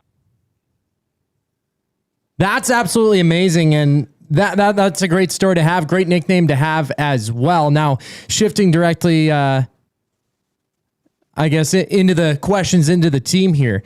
For the 49ers, earlier today, a story emerged with Mike Evans exiting, having his left foot and ankle wrapped up in ice. What's the update on that story, and what's going on with Evans today? Well, Kyle Shanahan did his best to downplay it after the practice, said he had some tightness. Apparently, tightness is like a virus that's going around the 49ers locker room because everybody seems to have it. Christian McCaffrey has it. Now, apparently, Mike Evans has it. But the truth is that 49ers fans are scarred here. We have just been beset by injuries for almost every single year of the Shanahan era. So they may say it's minor, but we have to wait and see and hold our breath because we've heard that before only to find out that this player is out for weeks at a time. So hopefully it's nothing. Evans did not seem to be in a significant amount of pain, but that's the story the 49ers are sticking to. Are there any other major storylines coming from training camp to this point that you've seen? Well, injuries are definitely the biggest because that's really been the biggest problem for the 49ers in the Shanahan era. They've been top 10 in injuries every year except one under Kyle Shanahan. So that's what everybody has their eye on right now. Christian McCaffrey is not practicing due to tightness. Nick Bosa has tendonitis in his surgically repaired knee. He's not practicing right now. Again, the team maintains all of this stuff is not anything to be worried about, but that is the biggest storyline for a lot of Niners fans as we head towards the season. Rob Stats Guerrera of the Golden Standard 49ers podcast joining us here on the Reid Wilkins Show. Is any of this tightness that Christian McCaffrey is experiencing have anything to do with the fact that he's only going to be making $12.5 million, a week after the running back market was reset with some big free agency signings? Is this a sit-in or is this tightness, in your opinion, Rob? That's a perfectly reasonable question to ask. Kyle Shanahan specifically said today that it is not contract related, but the facts are the facts. And the running backs have gotten paid this year, and Christian McCaffrey has no guaranteed money left in his contract, and he's under contract for each of the next 2 seasons. So it wouldn't be the most shocking thing in the world if Christian McCaffrey at least went to the 49ers and said, hey, can you at least guarantee me the money I'm already under contract for? And maybe the 49ers didn't want to do it. So Christian McCaffrey said, okay, then I don't really need to be out here in August of training camp. Now, Rob, forgive me. I did want to run to the kitchen and present myself to you in a tinfoil hat because I have had some questions and it's coming up. As you know, we're live on YouTube. So everybody's bringing up the question, the electrical substation. Rob, can you put this to bed for everybody? I saw you roll your eyes and is this just the bad story that won't ever go away? Well, this is how scarred we are. Right? We are looking for any possible explanation to explain how the 49ers have suffered all these injuries, but it is not the substation. There is simply no evidence to suggest that the substation is to blame for all the injuries. All this comes from one guy who is a high school dropout who's pretending to be a scientist. He's not actually anything. And whenever his quote unquote science gets examined, it immediately gets thrown out because it's garbage science. So he has nothing. This story is nothing. But as long as the 49ers keep getting injured, people are going to look to any and all explanation to try and explain what's happened. Yes, and I agree with you. We're getting comments of the substation strikes again. I can imagine it is frustrating because the injuries are there. They've been happening. They've happened for the several past seasons in training camp and throughout the season. But, I mean, the 49ers play in what I feel is the toughest division in football right now, the NFC West. What are the realistic expectations, Rob, of this team given that they are competing in the toughest division in football? Well, it's not going to be easy, that's for sure. But the facts are that the 49ers split their games with the Rams last year, and they split their games in the regular season with the Seahawks last year. So if you talk to the 49ers to a man, they tell you, hey, we expect to win this division and we expect to make a deep playoff run. Will that happen? I don't know. But I think that, the impression from the general public is that the 49ers are so far behind those other two teams because the last time they played the Seahawks, they got boat raced, and they got boat raced the last time they played the Rams, and people tend to forget about the games that they won against those teams. So the expectations in San Francisco are, it's going to be tough, and the games are going to be close, but we should be right in it with those guys. What's the latest on Kyle Shanahan? I mean, we heard about the injury he suffered in that car accident. Is he active in participating in training camp, like on field? Yes, Kyle Shanahan, pretty much to this point, he's not 100%, he has said, but he has been doing pretty much everything. He no longer has a cast or a brace on his hand that was broken. If you looked at his face, you could never tell that he got 40 stitches in his face. I have no idea what kind of plastic surgery he had, but it was obviously very good because he looks the same to me as he's always looked. He has been in film sessions with the team and doing all of that stuff. He said basically he gets headaches still, and he doesn't necessarily have 100% of the stamina that he had. So he has to take a lot more breaks and things like that. But he is as close to 100% as you could have hoped for when this news came out. Is he? I mean, the expectations are high there. They've got a good team. They've done well, but much like the Buffalo Bills, they haven't gotten to that end point. Is he at all, if in your opinion, Rob, on the hot seat? This year, no, I don't think so, especially because I think you could make the argument that last year was the best coaching job he has ever done when you consider that they didn't have George Kittle, they didn't have Brock Purdy for half a season, they didn't have Ricky Pearsall, they lost Nick Bosa, they lost Fred Warner, and they won 13 games, including a playoff game on the road against the defending champions. So right now, he is not on the hot seat. But this year, if they had another disaster year where they go, 6-10, 6-11, something like that, I think the seat would start to heat up in 2027. But right now, Kyle's okay. Rob Guerrera joining us from the Gold Standard 49ers podcast here on the Oil Country Towing video hotline. Now, in that same breath, you kind of just alluded to it, some of the offense there. A standout rookie here on the 49ers, Dazon Stribling. Am I saying that correct? Dazon Stribling. He is a part of this squad. What are your impressions of him? How does he fill in this 49ers roster? Well, he's going to be counted on a lot early because of the injury to Ricky Pearsall. It's going to keep him out for the year. But all of the reporting on Stribling has been fantastic. And we got to see him in his debut against the Titans last Thursday. And he was fantastic there as well. 7 catches in the game. Second player, in the last decade to have that many catches in 20 minutes of a preseason game. It's one performance, of course. We're not going to get too crazy, but he was advertised as a good, fast player with strong hands, good at the catch point and good after the catch. And everything we have seen so far backs that up. A couple more questions for you. Thank you for being so generous with your time, Rob. Curtis Rourke. I mean, in the CFL, Nathan Rourke, his brother, kind of runs the show. He was injured for the BC Lions, but when he came back, it's just a different team. He is, I think, the elite quarterback in the CFL. And by all accounts, Curtis Rourke has been turning some heads down there. His brother has down in 49ers camp, but he was injured, taken off the field with a rib injury. What was your thoughts of him heading into that injury, and what do you think the future holds for Nathan Rourke? Curtis Rourke. Yeah, the Maple Missile. I thought he looked pretty good, to be honest with you. Maple Missile. Especially considering that he hadn't played football because he was recovering from the ACL surgery. So technically he's not a rookie, but he kind of is a rookie. And I thought, other than maybe the first couple passes, I think he really settled in. He calmed down. He led the team down the field. I didn't realize he had the kind of scrambling ability that he showed too.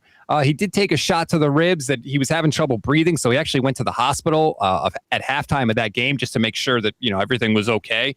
But it was a limited appearance, but I thought he looked really good. And I was hoping we'd get to see more of him. I don't know if that's going to be the case. I haven't heard the official rib injury yet, but so far so good.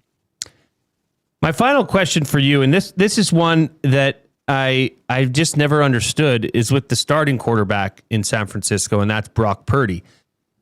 Is he the most undervalued, underappreciated asset / quarterback in the NFL? I mean, this guy, to me, always delivers, but I don't know. Am I missing something? Do you feel he's undervalued, Rob? I think that there are always going to be people that, because of where he's drafted, are always looking for another reason for his success, whether it's the Avengers that he had around him, even though he didn't have any of those guys last year, or whether it's Kyle Shanahan, whatever the case may be. They never want to give Brock Purdy credit, but the man is just flat out good. They were number 1 in third down conversion efficiency last year, number 1 in EPA per play on third downs, number 1 in red zone offense, almost 40 6% of their drives, 39% of their drives reached the red zone last year. That was number 2 in the NFL, and they converted 65% of those trips into touchdowns. He's just good. And again, he was missing all the targets that I already named earlier. He is good. People have to accept it. They have to get over when he was drafted. The man can play football. Well, and hopefully the connection with Deebo Samuel still there and live and hot, because that was a great connection. Rob, thank you for taking us through San Francisco 49ers training camp, debunking the electrical substation, and giving us a nickname that we'll soon never forget in the Maple Missile. Well done. That was great. Rob, thank you so much for your time. Where can people find you and follow you if we've got lots of 49ers fans that are listening right now? Well, thank you very much for having me, guys. Just search 49ers Gold Standard on YouTube or anywhere you get your audio podcasts. We pop right up. Right on. Rob, we'll have to catch up with you again. Thank you, and enjoy the rest of training camp. Thanks for having me. Anytime. All right. That was Rob Stats Guerrera. Nicknames after nicknames. I mean, I could talk to that guy all day. I love doing this. Once again, we are doing our NFL kickoff preview. So tomorrow we're gonna finish off the NFC West. Yeah. We've got an Arizona guest that's going to be joining us tomorrow, an Arizona Cardinals, somebody that's following that team closely. And then I think we'll probably head over to the NFC South. Okay. And we'll continue on, take a dip down south, Koob. But this has been fantastic. All right, you are listening and watching the Reid Wilkins Show right here on Edmonton Sports Talk, your clear choice for Edmonton sports. Don't go anywhere. We've got Koob's Beefs coming up and the Mark Kilam Show, episode 12 at the top of the hour. But first, we hear from technical producer Brendan Eric.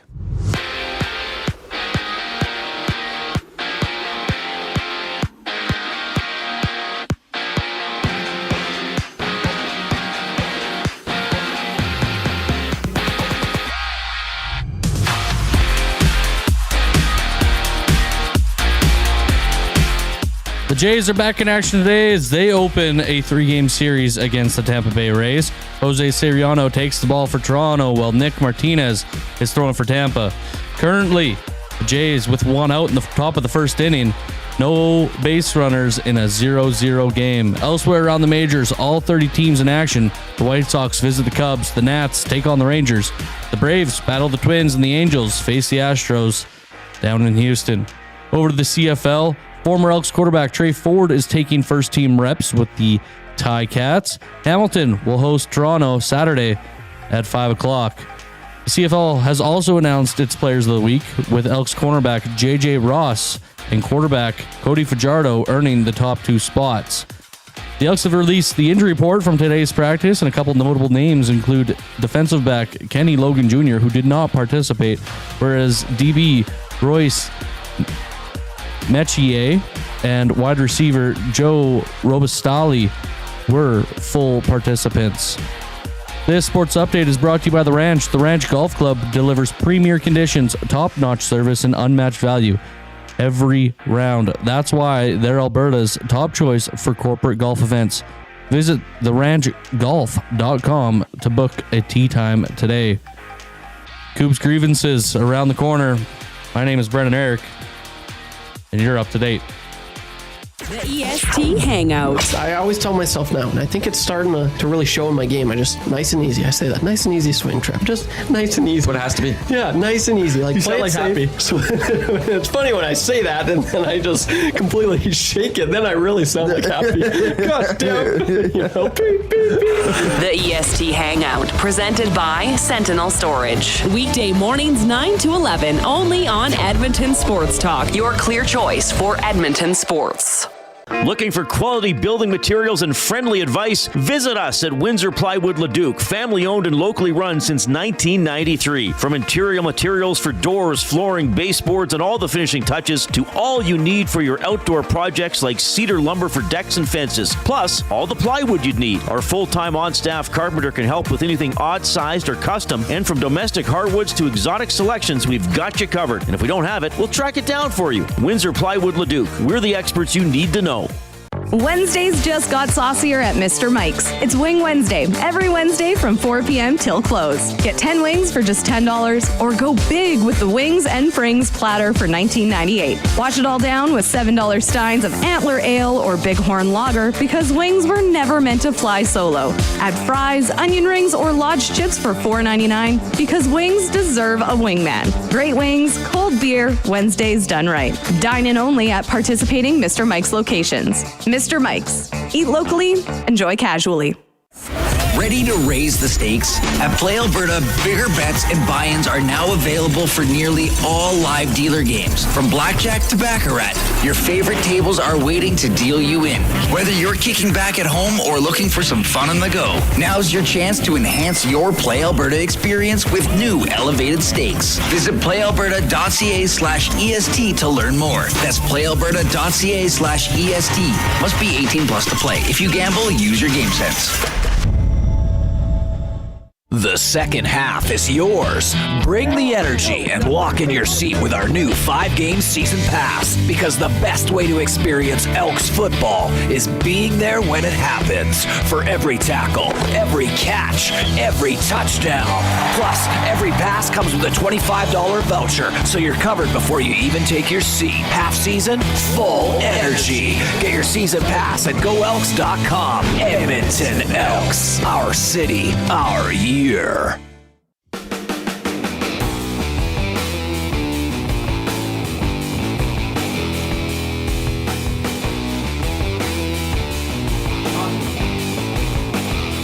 Welcome back to the Reid Wilkins Show right here on Edmonton Sports Talk, your clear choice for Edmonton Sports Talk. Appreciate all of you watching on YouTube who are hammering that thumbs up. Let's try to get to our show number, our show expectation of 100 thumbs. And if you haven't yet, please subscribe to Edmonton Sports Talk. We appreciate you all. The River Cree Resort and Casino inbox is at 780-218-9999. Sean says, after those Rams and Niners segments, I'm seriously nervous for my Seattle Seahawks this season. Excellent segments, though. That comes in from Sean. Graham says, Mike Evans is a 49er. And I said, yeah, why? Did we screw something up? He says, no, good job. Lots of Debo. Ha. Just kidding. He won't be the guy. I know how you feel. Debo was with my Commanders last year. And I do love the sidebar discussion that's going on YouTube. The Jasmine saying her Colts are stacked. Old Gill is disagreeing. No, they just got Keenan Allen. Wheels Farhad is in the chat. How about his Saints? I mean, people are getting ready for this is NFL. a great time of year. Yeah. Right? This is a great time of year. I know there's lots of fantasy football drafts that are coming up. You have one coming up. I have mine on Sunday. I will be hosting that in the Casa de Milne garage. Yeah. You guys go all out though, like being at your place of residence. Like you got the full board up on the wall. You guys do that. You guys bring notes, paper, calculators. Like I wouldn't know about calculators, but we bring we bring laptops, and we stick our names up on the board like old school style. Yeah. But we're getting old. So whereas this league's been around, I think this is the 15th season, if I'm not mistaken. So it's been around a while, and it's just not the same. I mean, guys don't want to drink a lot. Guys don't want to, it used to be quite the party. Yeah. Now it's like, no, we're starting at 11 a.m. Yeah, you're back home by 4:30 or 2:30 I want to eat supper by myself with my family at home. Get out of my house. All right, we will now get to buying or selling for Damon Bunting, who has been a consistent top producing realtor in the greater Edmonton area for over 17 years. He and his team would love to help you find that right home or make the move from your current home. Community driven, he understands what it takes to make a difference in our city. Check him out on DamonBunting.com or the Instagram handle of Damon Bunting Real Estate. Okay, before we get to, because what we've been doing this week, and we figured, Koob, our very own Zachary Kubusch, has a lot of grievances that he's like, he wants to get off his chest. Yeah. I'm going to buy or sell his grievances. Okay. Like yesterday, I bought the grievance that the place you were at, the establishment you were at, should have shown their UFC event, which they didn't. They were pulling it and giving it and taking it away. They were late. They were late. Yeah. So I bought that grievance was, that would get the good noise. One of those. Okay. And I just quickly, I'm going to pop into the River Cree Resort and Casino inbox, 780-218-9999. Have I missed the Mark Kilam show? No, you have not. The Mark Kilam show is coming up in precisely 11 minutes. You have not missed anything, but thank you for asking. Tuesdays at 5 o'clock. Tuesdays, 5 o'clock. You bet. Right here on the Reid Wilkins Show. Also a reminder, Reid is off this week and next week, but he will be back. Koob, what is today's grievance?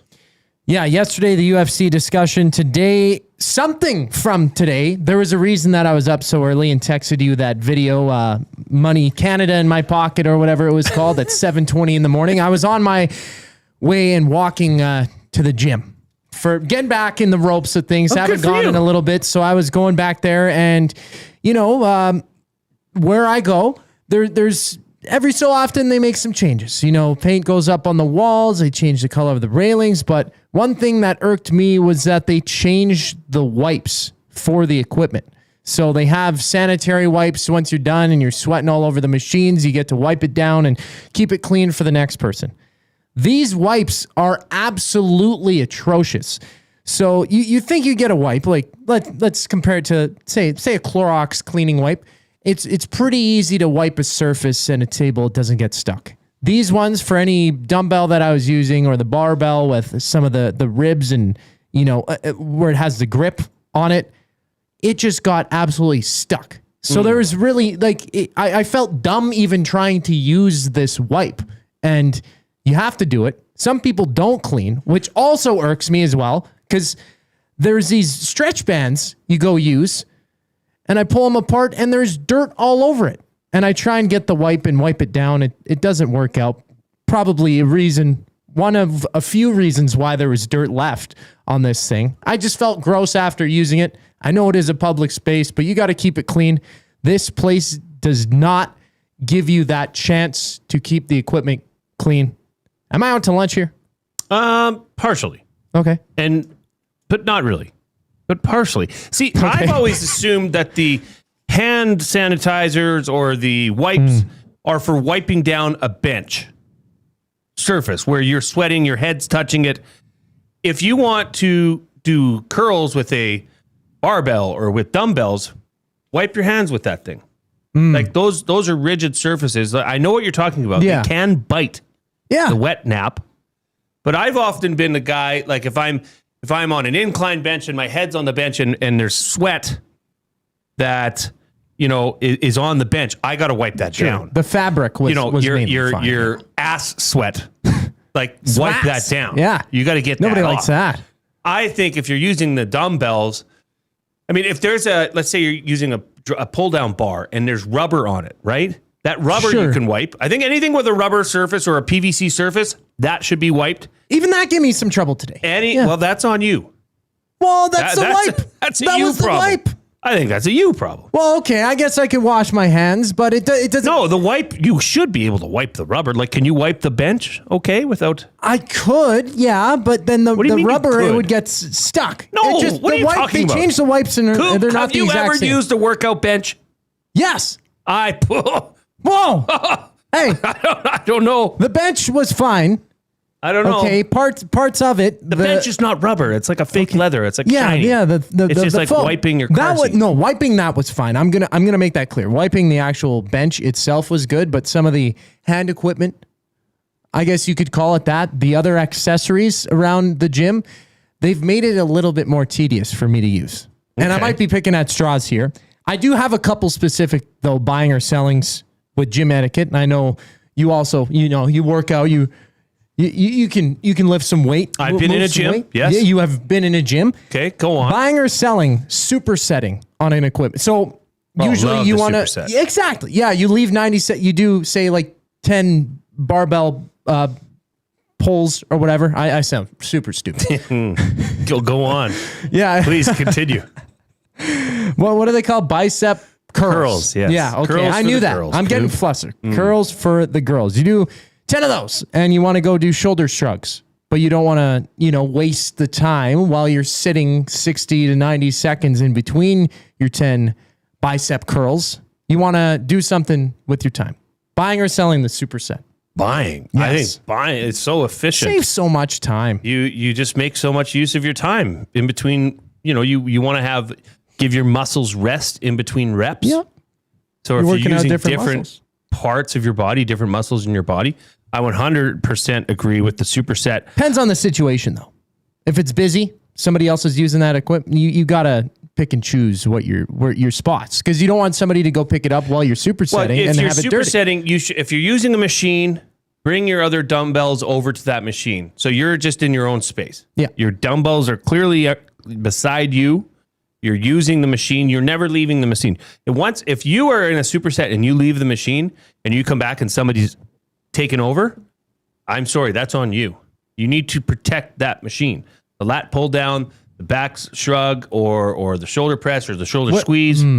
You need to protect that machine. You bring the dumbbells to the machine if you're going to superset. Now let's say you're doing a leg day, right? You have, let's use hamstring curls and then leg extensions, and you're supersetting those two, which is quite the superset.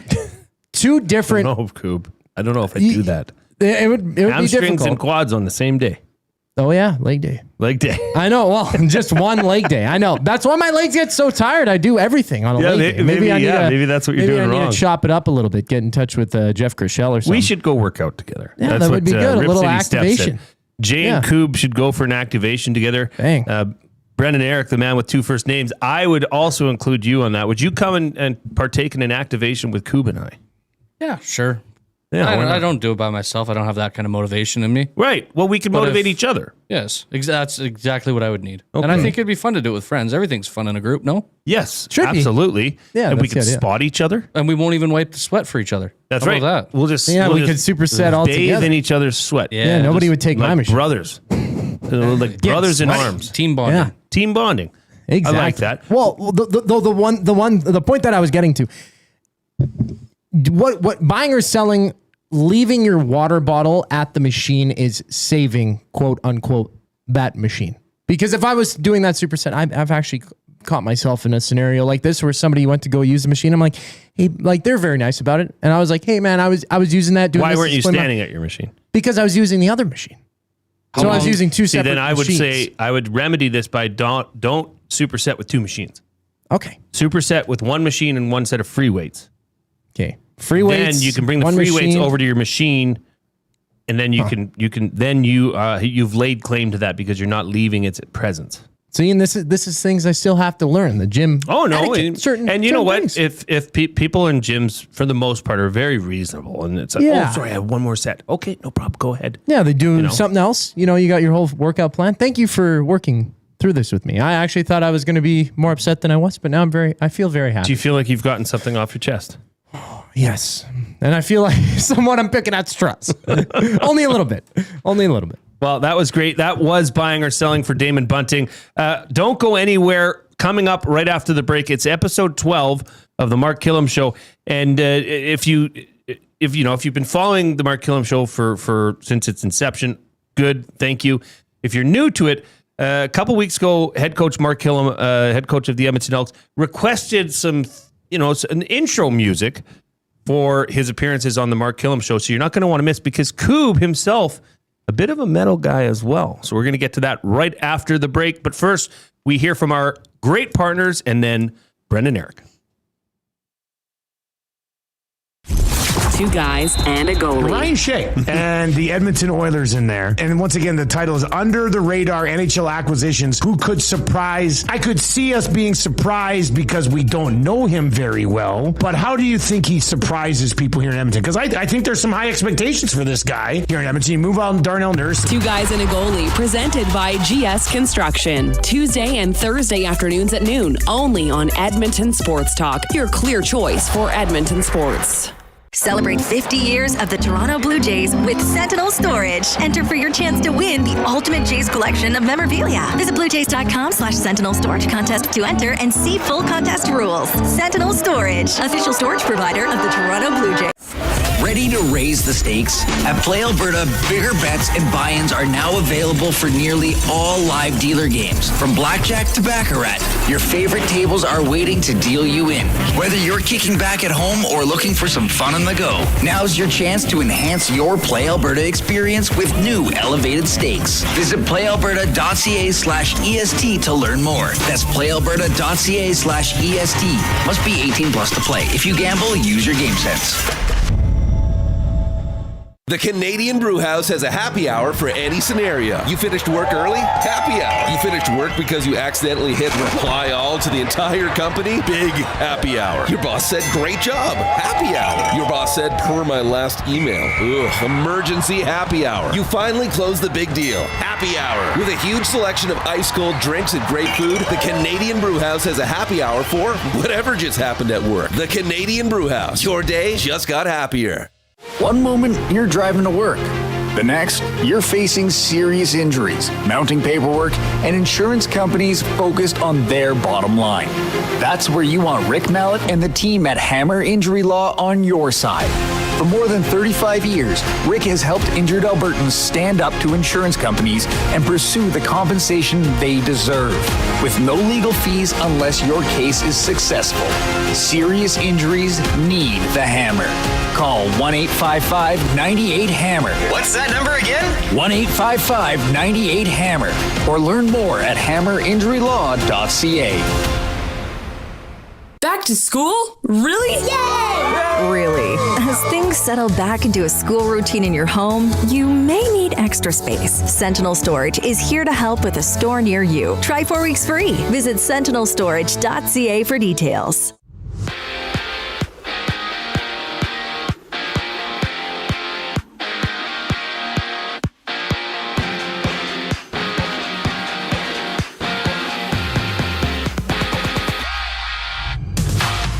The Toronto Blue Jays are back in action today as they open a 3-game series against the Tampa Bay Rays. Jose Soriano taking the ball for Toronto while Nick Martinez throwing for Tampa. In the top of the second with 1 out, the Jays off to an early lead, 2-0 there. Elsewhere around the majors, all 30 teams in action. The White Sox visit the Cubs. The Nats take on the Rangers. The Braves battle the Twins, and the Angels face the Astros in Houston. Over to the CFL, former Elks quarterback Trey Ford is taking first-team reps with the Tie Cats. Hamilton will host the Argos Saturday kickoff there at 5 o'clock. The CFL has also announced its Players of the Week. The Elks cornerback J.J. Ross and QB Cody Fajardo earning the top 2 spots. And in the WNBA, Caitlin Clark and the Indiana Fever visit the Toronto Tempo at the Scotiabank Arena. Clark is making her Toronto debut today. Tip-off at 5 o'clock. Mark Kilam Show on the airwaves right now.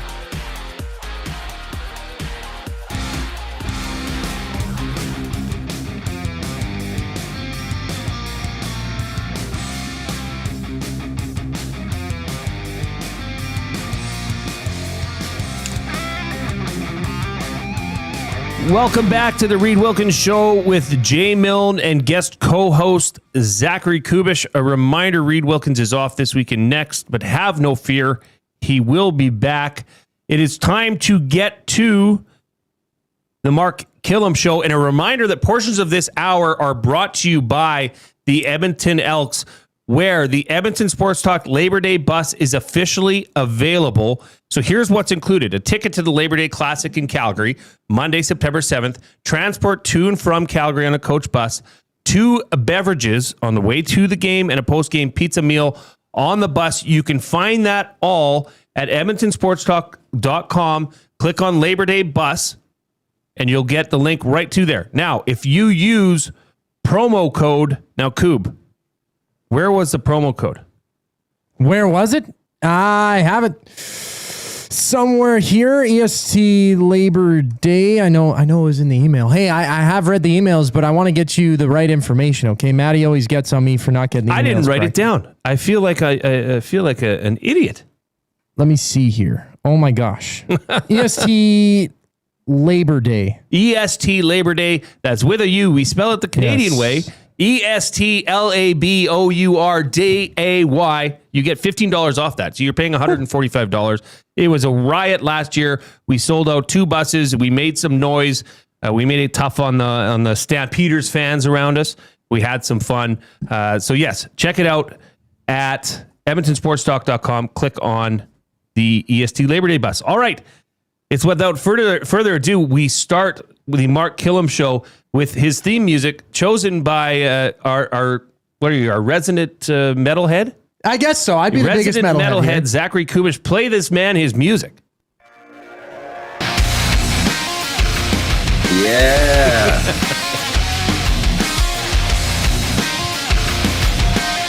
All right, welcome to the Mark Kilam Show with the Edmonton Elks head coach, Mark Kilam. Zach, first off, Mark, how are you doing today? I'm doing good. How are you doing? How's the vacation? It was delightful. It was great. We got some great quality time in with the fam, with another former Bear, a brother of ours, Simon Pacey, was there. So it was great to catch up with them and spend some time in the sun. Now, Zachary Kubusch, he's usually our producer for this show. Reid is off this week, so he's sitting in, filling in for Reid. Bit of a metalhead, so he's curated. He loved that list that you sent. I listened to every single song today, by the way. I listened to all of it, so I added like 3 or 4 songs to the playlist, and now I grew up like listening to metal. I had the long hair in junior high and through high school. All my friends were headbangers, and that made, like, I've been to tons of metal concerts at this point. Well, a handful. The question that I have for you is, which one has been your favorite going to a metal concert? If you've been to a metal concert, which one stands out the most to you? Oh, Slipknot at Rogers was pretty good. We drove up from, I was still living in the other city at that time, but it was a good time. Who else did I just see? I haven't seen anybody since I've been up here, but I need to. Now, I know you were listening. We were talking about the Labor Day bus, and that is just, I mean, is that kind of, you know, with the Elks and with the other team down Highway 2, was that just like the series that was the one you really anticipated, the one that got the vibes, the juices flowing the most, Mark? Yeah, I mean, I haven't even really, I heard you talking about the bus at the start of this. My mind is not there yet on Labor Day, but I think it's awesome. I love the idea of the bus last year. I loved, you know, getting a little war party going down there and making some noise in the stands. I think that's a great thing, and I think we should even get even more people this year to do it. Yeah, I was there myself last year. It was hotter than a pistol, and the good people down at the other team put us in the sunniest spot of the stadium, of course. So I wouldn't expect any difference. But anyways, let's move on. Thanks for joining us here today. Thanks for taking time out of your day. This is the Mark Kilam Show, episode 12, presented by the Edmonton Elks. Look, you guys moved to 7-3, an impressive 42-12 victory. But it was, you know, it was 11-9 at the half. I want to know, like, what was said at the halftime speech. I mean, that was a different team from the first half to the second half to go out there and finish that game off. I think it was just you know, a collective mindset to just try to run these guys out of the stadium. I think it stems from the leadership on the football team. I think you know, guys just bonded together, came out with one thing on their minds, and it started on that opening kickoff with a forced fumble and then getting some points out of it. Yeah, certainly a great way to start a second half and set the tone off the first kickoff, which your special team crew got done. This team that you know, we currently get to watch, you get to watch a lot closer on a day-to-day basis. I feel like when it's functioning and when it's functioning not at perfection, because nobody's ever perfect, but at you know, as a well-oiled machine, is this the team you envisioned on day one of training camp when it's functioning at that high level with a defense that is just they'll take the ball away at any point. They'll limit you, and then an offense that can answer the bell and move the ball down the field. And a special teams unit that, I mean, Vinny Blanchard, we haven't talked about that much, but as a kicker, that's not a bad thing. Yeah. No, I think identity-wise, Jay, it is. But when you first get together, you know, we felt like we were going to make some noise this whole offseason, going back to, you know, just establishing ourselves and then the changes that we made. And then, you know, coaches feeling way more streamlined and everything that we're doing, everything just, it didn't feel easy because it never is, but it didn't feel as hard as the year before where everything was new and we were just trying to establish everything. So we felt like we were going to make some noise. Then you get into training camp and you're like, geez, we look pretty good, but you don't really know until you start playing games. And then, you know, we started playing games and, you know, we really kind of bought into who we want to be around here. And that's what the result is that you're seeing. Mark Kilam, head coach of the Edmonton Elks, here for the Mark Kilam Show. That is here on the Reid Wilkins Show Tuesdays at 5:00. You do mention some players kind of making an impact and wanting to be seen. Josh Cephas now, back-to-back games with a touchdown, 2 touchdowns on the season. These receivers are making a name for themselves in the league among TJ Luther. Can you speak more on that receiving core and like Cephas and Luther? getting into the mix? Yeah, I mean, both of those guys have just grown with every opportunity they've gotten. They've responded to coaching. They've corrected mistakes that they've had. They've gotten more and more on their plate every week as far as what's in the game plan. And they've just handled that really well. And I think that's, you have to take advantage of your opportunities especially as an offensive player, because otherwise, the ball will start going other places. If the quarterback doesn't trust you to be where you are, where you're supposed to be, when you're supposed to be there, his eyes are going somewhere else. And then that becomes a pattern if that happens consistently. But these guys have been the opposite of that. They've earned trust, both with Cody, both with the coaching staff. They've earned more opportunities. And I can't be more happy for them because two kind of, unknown guys at the start of the year really starting to shine. And I think it's only going to make us more dangerous down the road. Somebody who got their opportunity defensively was Tyrez Reid, rookie making his CFL debut. What were your takeaways from his first game there against the Argos this past weekend? Yeah, it's Tyrez. Yeah, we love Tyrez. Tyrez is a guy, we were really high on him in camp. He was a late ad, so he wasn't with us in our off-season stuff, so he kind of had to just jump into the fire in training camp.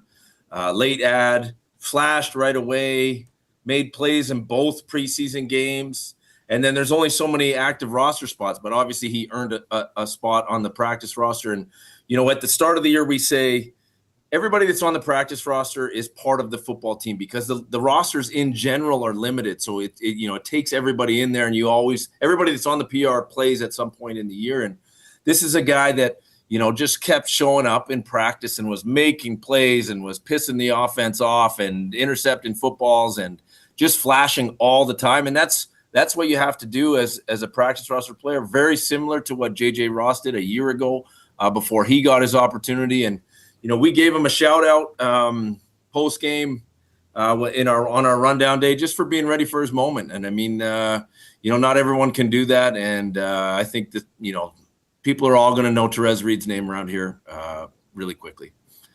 Well, another great example of this is a player that we had on this show just yesterday in JJ Ross. I mean, that was a guy who came in here in 2024, and it was an awesome interview because he was really being quite honest about that. Yeah, when I was on the practice roster, that sucked. I wanted to be out there on the field, and it really, tested him and made him recount experiences in his life that led to how he got to where he is and where he was in the CFL. And he had to count on those experiences to get him through those hard times. Very candid about, some of his struggles out of high school and getting into, university colleges. How much of that, Mark, that side of players, and obviously I don't need it, we're not looking for personal stories here, but how much of that side do you get into as the head coach of a team with so many players on the roster? Like, it seems like a tall task, but knowing what we heard from JJ Ross yesterday gives you a lot more sense of where he came from, and it also helps you understand where he's going. So how much of that do you get into as the head coach? Yeah, well, first and foremost, that speaks to the character of somebody like JJ Ross. And I think that this whole room is filled with high character men, and that stems from the mandate from Ed and his personnel guys that's who they find. Obviously, we want talented players, but it's a staple of the guys that we bring in here. But I don't want to give away all my secrets here, but we get the players. We one of the main pillars of who we want to be is being a connected football team, and every single day too, I get one or more players to speak to the football team about stuff like that. Even on short weeks, we're going to do it tomorrow. And we've done that all of last year as well. And I think it's important not only for, I love obviously hearing about the stories, but I mean, you see a different side to players, and you see, some vulnerability, and everybody has a different journey to get here. And I think when you hear stories like that, it brings your football team closer. And it's one of my favorite things of the week. Yeah, it was an incredible story, and like I said, it was nice to have that sense of vulnerability, knowing where he is now and how he's used that to propel him. It was a great story. So I can certainly understand why you like to hear that and keep that a part of the team. Look, let's move on to this week, Friday. You're saying, thanks, guys. Finally, we move on to this week. Winnipeg, they can create some problems defensively. What concerns you most about this stout Winnipeg defense? They've gotten better every single week. I mean, Winnipeg, first of all, they're a program that's built on a solid identity that hasn't changed for a lot of years. So they've done a lot of winning over the years. They're extremely veteran football team on both sides of the football. So they carry that kind of presence with them wherever they go. And this defense, they do what they do, and they do it well. But early in the year, it takes time to understand the nuance of that scheme that they play. And it's very, like I said, it's what they do, and they do it well, and they've gotten better over the games. We played them week 3 out of it's week 10 or 11 or whatever week it is right now, and they've gotten better. So I think anytime you're facing a front that has guys like Willie J, Jake Serezna, you got some young guys making an impact. Tony Jones is flying around making a gazillion tackles, and they've got a veteran secondary. With guys like John Moxie and some guys back there that execute what they're doing. So I mean, it's going to be difficult. We're going to have to do a really good job of executing our offensive plan to find and create the space that we need. Now, it was 11-9 at halftime against the Argos. How important is it against the Bombers this Friday to get an early start and a quick start offensively? I think it's always important. I think for a lot of reasons. I think, playing with the lead, you can get your run game going a little bit more. When you're playing against a team like Winnipeg that wants to run the ball a lot, not that they don't get away from it when they get down, because it is a big part of who they are, and their whole offense goes through Brady. But it does help if you can build up a lead. But every CFL game is literally its own universe. I mean, every game is different. Different things happen. We're focused on a short week right now, just trying to prepare ourselves to play winning football. And, we've had some success on short weeks with the formula that we're using, but it all stems on preparing the right way. And that's what the focus is right now. Just a couple quick ones for you here, Mark. Thank you again for joining us here and being so generous with your time. You just mentioned it, multiple short weeks in this 10-game stretch. And then after this Friday's game, a well-deserved bye. Is it? Can it be a distraction, or can it actually be something of a motivation for your players? Yeah, I think we're trying to meet the challenge without the distraction. I think last week, I gave the team a lot of credit because we came back and responded after a tough loss, and that's on the players in the room just making their minds up to do that. This week we're trying to keep the pedal down. We're rolling right into this thing. I tried to start the meeting with a ton of urgency this morning. We kind of did, this little walkthrough-ish type day, but it's a very heavy mental day. Tomorrow's our only practice, but, the guys, we're talking about it like it's a full sprint. You know what I mean? Pedals down. We're sprinting to this game. We're going to go out. We want to play well at home, which is something that's important to us. And then, hopefully we go 1-0 this week, and then it's, we can put the sunglasses on and disappear for a little while. Right on. Big Dave on our River Cree Resort and Casino inbox has texted in. He says, can you guys ask Coach Kilam if he happens to get out to any metal shows, and if so, does he have a favorite venue? I don't. You know what I would pay good money? I would pay good money to go see Parkway Drive. So if anyone knows when they're touring, I haven't had a chance to look that up, but I would love to see Parkway Drive live. They're kind of on my bucket list right now. Parkway Drive. Yeah, I think you had that in the list that you had sent us to play. So Parkway Drive would be the big one for you. I actually have a few bands and songs that I think you might like. I don't know if you've heard this. So the first intro last week was what was it, from Amon Amarth? Yeah, I don't remember the exact song title. Something Twilight of the Thunder Gods, I believe it was. That's right. Absolutely phenomenal song. One in the same Viking metal category I'd throw out there is from Tyr, Tyr. The band name is. Okay. It's called Hail to the Hammer. A couple I'm other writing ones it too. down. He's writing this down. Yeah. Okay, I'll give you a moment to do that. So that's Tier, Hail to the Hammer. Another one from one of my favorite death metal bands is from the band Death. Death. I know there's Megadeth. There's so many death. It's called Symbolic. And then pretty good one, Napalm in the Morning by a band called Sodom. Oh, so I put that on the list. They're pretty heavy. Some of them are thrashy and death, but I'm interested to hear what you have to say about those 3 songs. Is there much love for metal on during practice? Well, last year we used to have Metal Mondays. That was my suggestion, but that kind of we've kind of like gone more.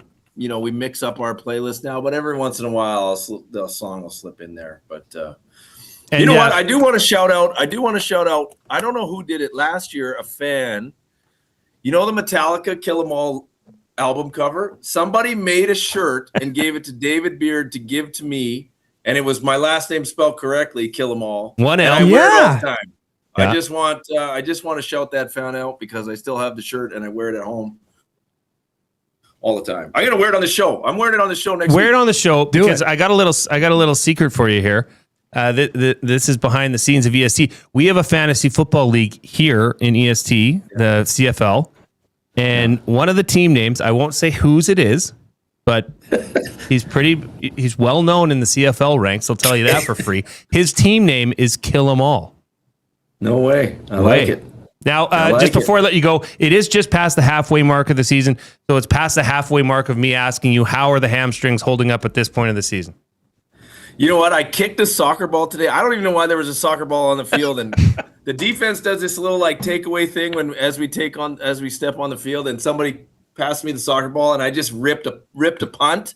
And I was like, wow, I just felt that all the way into my toes. And I said, you know what? That was probably a bad idea. But hamstrings are holding up right now as we speak. So I'm going for it. Good luck this Friday. I judging by the looks of it, it's going to be a packed house again at Commonwealth, which is well-deserved for this team, 7-3. Go support your Elks. Mark, it's always a pleasure having you on. Thank you again. Appreciate it, guys. Thank you. All right. That was Mark Kilam, your head coach of the Edmonton Elks, joining us here for the Mark Kilam Show, courtesy of the Edmonton Elks. I love that. I love that segment. It just gives you a glimpse, into the ebbs and flows in the day in the life of a head coach in the CFL, and his personality sure comes through. And a shout out to the Kill 'Em All t-shirt maker, who we'll have to find out. And, great album. And he said Parkway Drive. Parkway Drive, yeah. I had the full list up here. My phone shut off. I'm sure one of our nasties will find that out. Parkway Koob Drive and I are going to be heading down to practice tomorrow. We're going to be presenting JJ Ross with a cheese and meat donair. So do we know the itinerary?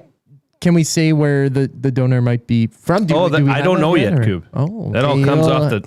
That comes off the dome. Yeah, we'll have to figure it out because I might have to leave practice to go get it, but we'll figure all that out. Guy Flamey in the chat says, question for coach. Kickers and punters often take a beating on ESD, by Jay in parentheses, and are openly mocked. Considering how clutch that has been for the Double E, can coach explain the importance of kicking, in parentheses, to Jay? And then Matthew Hyman does say, I've patched it all up with Vincent Blanchard. I brought him a donair. He gave it a 10 out of 10. I have a problem with bad kickers. Yeah, you don't. It's not the fact that you have a problem with the position or those who are great at it. It is those who don't do their job. You don't even have to be great. Greatness is greatness. That's a tough task. I'm just saying, be consistent. That's all. Blanchard joined the show a few weeks ago. Told us his story. He used to play soccer and had a pretty hard kick and turned into a kicker in football. Now and he knows that he just has to do his job. And you appreciate that. I appreciate it. I love it. And I'm sure everyone else gift him a donair. So there you go. All right. We've got half an hour left here on the Reid Wilkins Show. Thank you for tuning in on Edmonton Sports Talk, your clear choice for Edmonton Sports Talk. After the break, we have the Oil Understood. We are going to give away a pair of VIP tickets to the Edmonton Riverhawks Community Foundation gala that's coming up. It's not technically a gala because it's on the field. They called... Oh, I have my list in there. I'll get it after the break and I'll make up for it. How about that? Brendan, Eric, take it away.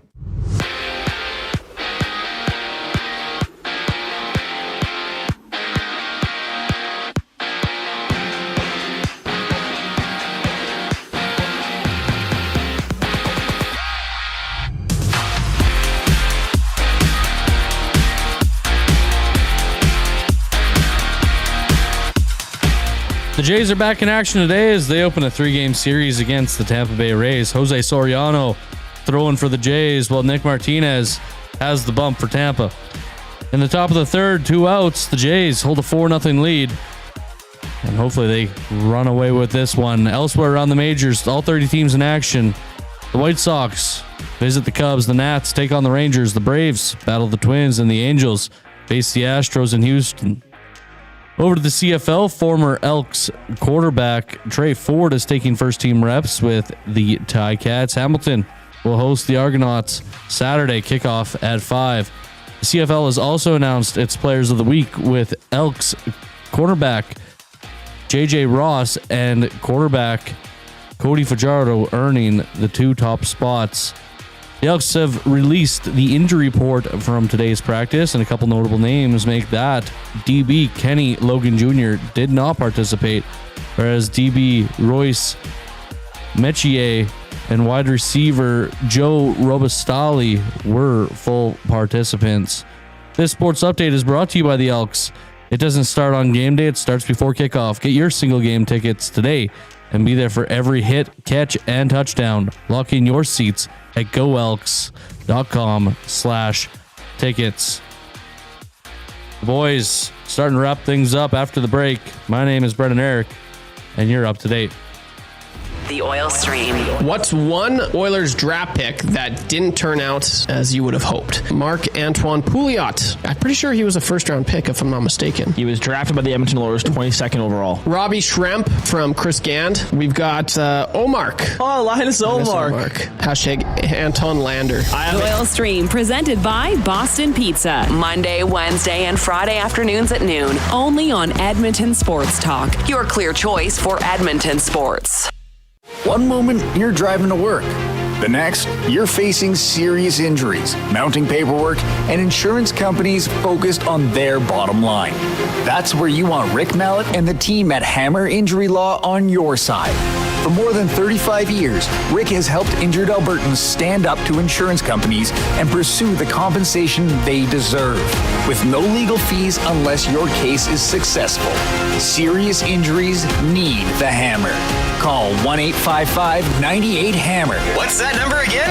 1-855-98-HAMMER. Or learn more at hammerinjurylaw.ca. Time for a new career in 2026? Or maybe your kid is still pondering their path. Good news! Weiss Johnson is hiring. It's Dennis, and not only are we hiring for heating and air conditioning, we're also looking for experienced plumbers and gas fitters. With the growth in residential development, there's no shortage of opportunities at Weiss Johnson. Choose your path with us. Learn from one of the industry leaders, and we will grow together. Receive great benefits and school reimbursement as well. Visit weiss-johnson.com today. Ready to raise the stakes? At Play Alberta, bigger bets and buy-ins are now available for nearly all live dealer games. From blackjack to baccarat, your favorite tables are waiting to deal you in. Whether you're kicking back at home or looking for some fun on the go, now's your chance to enhance your Play Alberta experience with new elevated stakes. Visit playalberta.ca/EST to learn more. That's playalberta.ca/EST. Must be 18 plus to play. If you gamble, use your game sense. It's the weekend. The sun is out, and everyone, yes, even the kids, are bored. Bring them to the Canadian Brewhouse. Our patios have games to keep the whole family going, rooftop views, real turf to run around on, and misters for when the summer gets serious. Oh, and we've still got the game on. Always. All day. All weekend. All summer. The Canadian Brewhouse. Canada's best patios.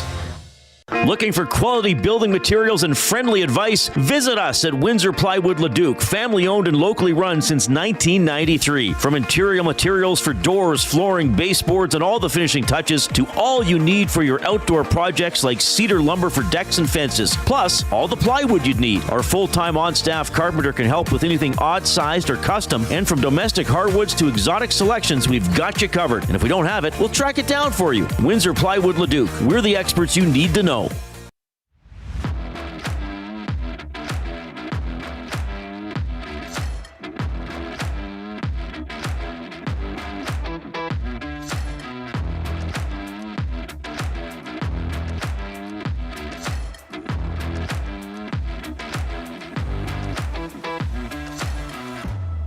All right, we've got controversy here at EST, where we've got the Blue Jays game up. It's the bottom of the third. Toronto is up 4-0 on the Tampa Bay Rays. Now, Tampa Bay, 0 out, 1 on base. But my question to you is Alejandro Kirk hit a home run. But Jay's play of the day, I don't know if this was a me issue or if it's just a verbiage issue. But Jay's play of the day was an Alejandro Kirk one or more single. Like, does a home run take care of that, or do I have to get Alejandro Kirk with exactly a single? I don't know. I'm stressing out now because everything else is coming through. It was Blue Jays. It was over 3.5 total runs in the first 5 innings. That's hit. Blue Jays plus 1.5. That's looking okay right now. I don't know. Help me out, everybody. So a quick searchly do on the good old Googly machine. Do. Yeah, just making things up on the fly now. Well done. Are we? A single is where hit where the batter safely reaches first base only, and the home run all 4 bases. But I don't know what a single is, Koob. Well, I know, but like, do you have to? So are you asking? I know if, what a single is. I'm are you wondering asking if he has to hit the base, stop on one of the bases, and then go for a run? Like he got a single base. I meant total bases when I put this on, but it's not written down as total bases. It's written down as a single. I don't know. I'm sure somebody out there will help. If there's only a way to figure it out. Brendan? Can you go check the... Would it say if you've already won it? Like, because if someone threw some money on it, you'd be able to go see if they've crossed that off or not. No? Well, they don't cross off as you're going along. Like, it doesn't say taken care of, because I played it. And it's still showing as played. Brutal. We'll find out. We'll find out. We'll get her. We'll look more into this.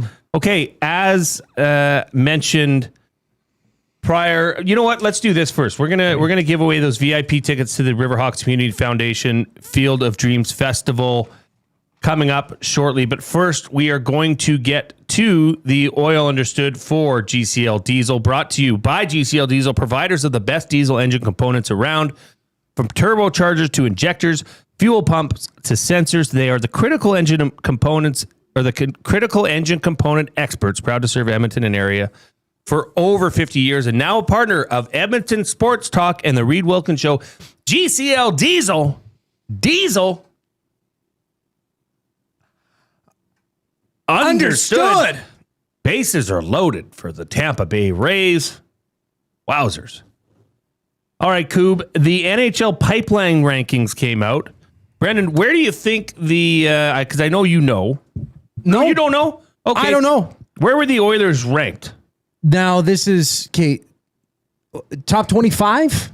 No, top 32 Top 32. They did the Where did the Oilers rank in the, this is the NHL pipeline rankings, so it's for prospects and players under 23 years of age. Under 23 years that of aren't age. in the NHL. Okay. The Oilers ranked either 28th or 29th on that list. 28th or 29th, okay. I'll go a little higher. I'll say 24. 31. Wow. 31 out of 32 is where the Oilers were. Now, who's the Vegas Golden Knights? Would be 32. Who was after them? Maybe. Yeah, who's in the last place? Last place? One of the Florida teams. Colorado Avalanche. Really? Oh, okay, that makes sense. Oilers, 31st. Dallas Stars, Golden Knights, Winnipeg Jets, Panthers, Senators, Lightning. Oh, okay. Now, is it a coincidence that some of the top teams in the NHL are at the bottom of this prospect list? Like, No. is that just the ebb and flow? That's just how you would rather be at the bottom than the top, I think. Right. It means you're good. It means you're competing. It means you're trading draft picks. It means you're trading prospects. Like who's okay? You know what's scary? I'm curious who's the top in the top 3. Who's the top 3? What do you guys think? Who's the top team? This is scary.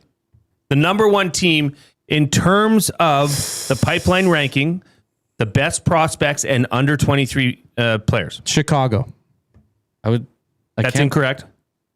Do I get one guess or can I split this? Split it.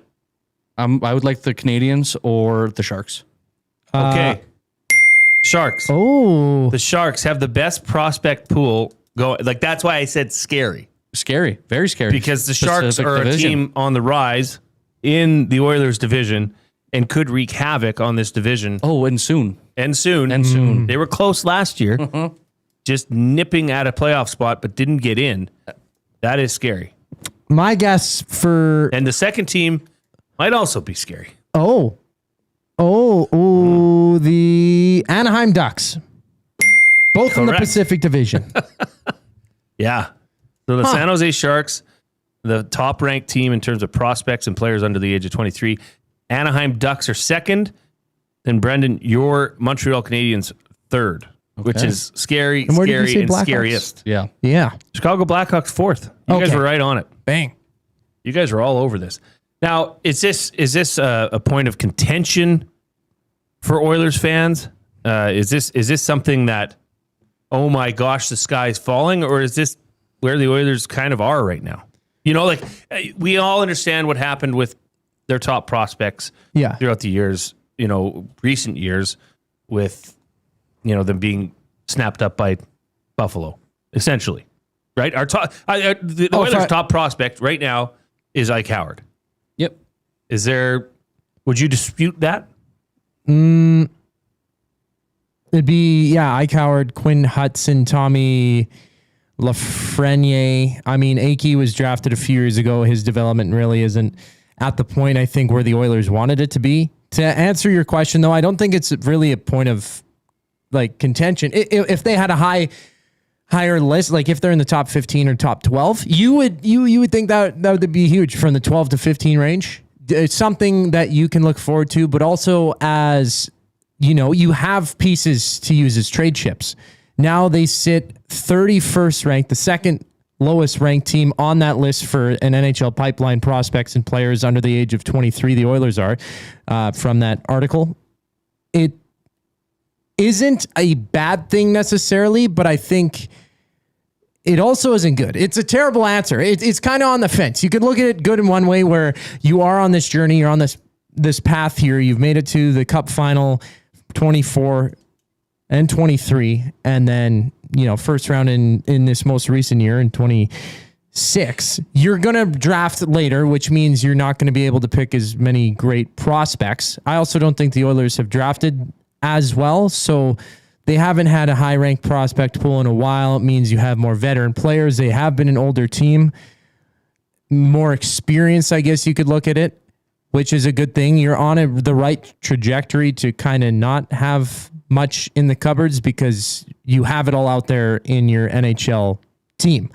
But on the other side of that, as I mentioned, there is no chip to put on the table, really, when you might potentially have to pick up somebody at, say, the deadline, and you want to add a top 6 forward or a top 4 defenseman to shift somebody else down to shore up for the playoffs. So depends on what side of the knife. It's a two-sided thing. The reason you see these teams that are at the bottom of this, that are contenders now.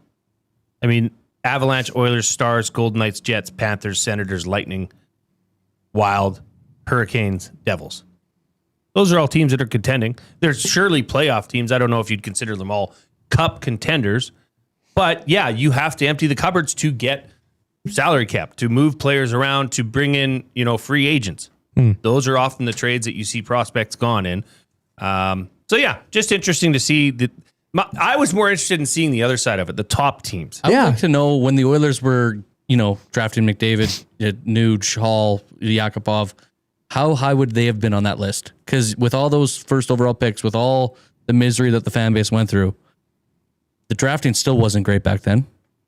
How high, do you think they ever cracked the top 5? They probably would have been second or third in some lists because a lot of those guys had great expectations with them when they were picked up and drafted, not just here in Edmonton, but around the league. Some of those players had great expectations. You look at no one other than Anil Yakupov, who was the biggest bust in NHL history. I think they would have been top 3, probably even 2 or 3, or if not 1, as it comes to mind, because they just had so many picks to make, and they just haven't had that chance. They had to trade first-round picks, second-round picks. They have to keep trading picks, not only to get other players, but to also shed some cap and make the pot more juicy for teams taking cap away from the Oilers in the most recent years. So having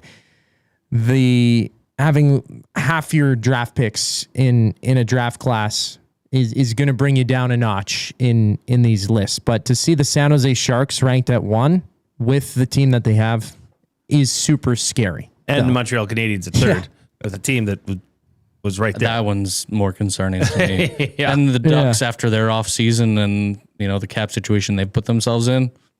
Keep stacking them prospects, right? You're gonna lose a few of them, right? You're gonna lose a few, and there's gonna be guys brought up from that list to fill in spots because guy like Gauthier, who just turned down 4 years, $13+ million.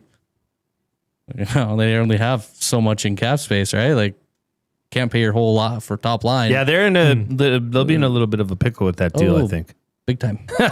All right, that was the Oil Understood for GCL Diesel. We're going to get out. We'll be back, and we're going to give away when we get back 2 tickets, two VIP tickets to the Edmonton Riverhawks Community Foundation Field of Dreams Festival. Don't miss the Edmonton Riverhawks Field of Dreams Festival on August 22nd at Remax Field. Hear stories from former Blue Jay and Edmonton Trapper Devon White. Try your luck in the batting cage and learn how to throw a curveball from the pros. Proceeds from this festival go to helping more local kids play the game they love. Tickets are they're nearing sold out, but we're going to give away a set of VIP tickets right here on the Reid Wilkins Show right after the break. We have a trivia question for you. All right, Devon White will be in attendance. In Game 3 of the 1992 World Series, Devon White made one of the most famous catches in postseason history. Who was the Atlanta Braves batter that hit that deep drive to center field that White tracked down to save 2 runs? Once again, in Game 3 of the 1992 World Series, Devon White made a catch, one of the most famous catches in postseason history. Who was the Atlanta Braves batter that hit that deep drive to center field that White tracked down to save 2 runs? Send in your answer. You must text them in to the River Cree Resort and Casino inbox 780-218-9999 for 2 VIP tickets for this weekend's festivities down at Remax Field. All right, we'll be back with words of the day and announcing our winner. But first, Brendan Eric with a sports update.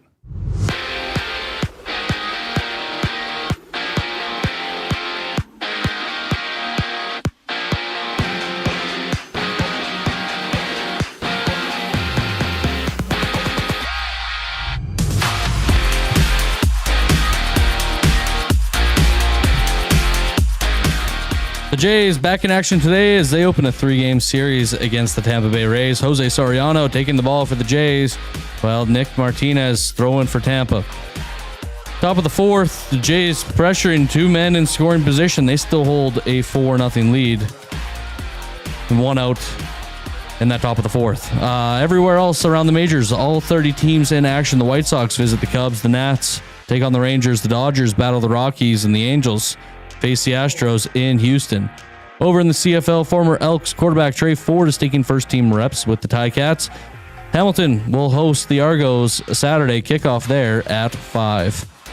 The CFL has also announced its players of the week. Elks cornerback J.J. Ross and quarterback Cody Fajardo earning the top 2 spots. The Elks have released an injury report from today's practice. A couple notable names include defensive back Kenny Logan Jr., who did not participate, whereas DB Royce Metier and wide receiver Joe Robistali were full participants. Words of the day, finishing off our Tuesday. My name is Brendan Eric, and you're up to date. Afternoons. Dan Ralph from the Canadian Press. Cody Fajardo said after the game, they're not a good team. They're a great team. Where do you sit where the Elks are? I wouldn't say great yet. I would say better than good. To me, they're where they should. They're first in the West, rather, because I think they've been the most consistent team. Are they great? No, I would not say great just yet. Well, we're 10 games into the season. EST Afternoons, weekday afternoons 1 to 3, only on Edmonton Sports Talk. Your clear choice for Edmonton sports. At Firehouse Subs, our subs are freshly toasted, stacked high, and crafted to satisfy. Each sub is piled high with premium meats, melty cheese, and toasted to perfection. Firehouse Subs brings bold flavor to every bite, all served on a freshly toasted roll. But we're not just feeding Edmonton, we're fueling it. Dig into the brisket hat trick, piled with slow-smoked brisket and melty cheese. Or go to the Firehouse Subs fan favorite, the Hook and Ladder. Made to order with smoked turkey, honey ham, and Monterey Jack cheese on a perfectly toasted roll. With 15 Firehouse Sub locations across Edmonton and the greater area, it's easy to grab a hot and hearty sub close to home. Firehouse Subs. Hot, hearty, made to satisfy. One moment, you're driving to work. The next, you're facing serious injuries, mounting paperwork, and insurance companies focused on their bottom line. That's where you want Rick Mallett and the team at Hammer Injury Law on your side. For more than 35 years, Rick has helped injured Albertans stand up to insurance companies and pursue the compensation they deserve, with no legal fees unless your case is successful. Serious injuries need the Hammer. Call 1-855-98-HAMMER. What's that number again? 1-855-98-HAMMER. Or learn more at hammerinjurylaw.ca. Hi there. If you're like me, you like to picture yourself in luxury, even though there's absolutely no way you could afford it. And if you can, well, even better. Thankfully, I picture myself in something that is luxury, but still absolutely affordable, like the all-new Mazda CX-90 from Park Mazda. With the new luxury features like facial recognition settings and quilted detail Napa leather seating, I can pretend to be comfortable with all of my proper settings activated without even touching a button, thanks to Mitch Lewicki and the great staff at Park Mazda. I like to picture Mitch Lewicki as a ninja fighting off evil samurai. Park Mazda, your dealer for life in Sherwood Park off Y Road, parkmazda.ca.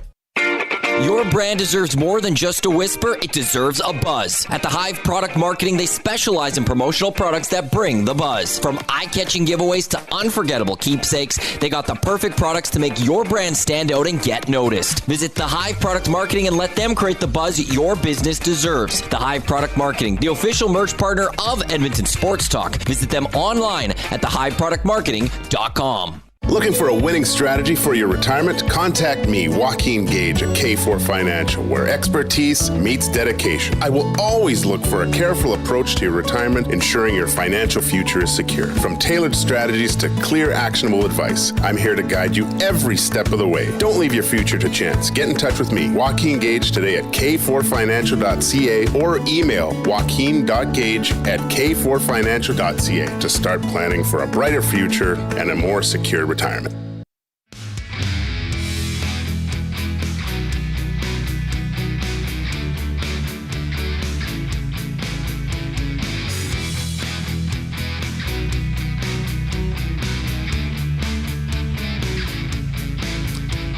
Welcome back to the Reid Wilkins Show right here on Edmonton Sports Talk, your clear choice for Edmonton sports. We appreciate everybody listening today. We appreciate you chatting with us in the Nasty Chat alongside the River Cree Resort and Casino inbox. A reminder that all of Edmonton Sports Talk is presented by Play Alberta.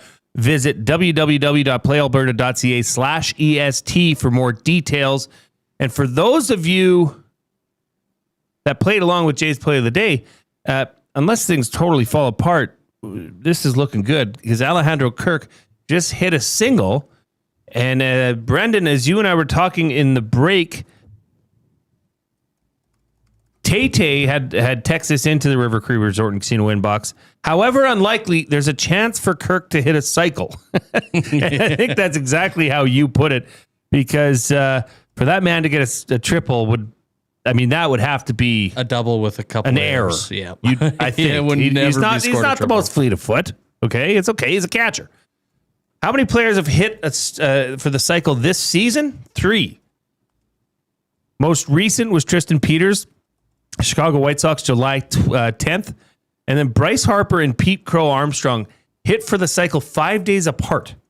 June 20th for Bryce Harper, June 15th for Pete Crow Armstrong. So quite a feat here. But the Blue Jays are taking it to the Tampa Bay Rays at this moment. We've got a pitching change. Steven Matz is into the game for the Tampa Bay Rays.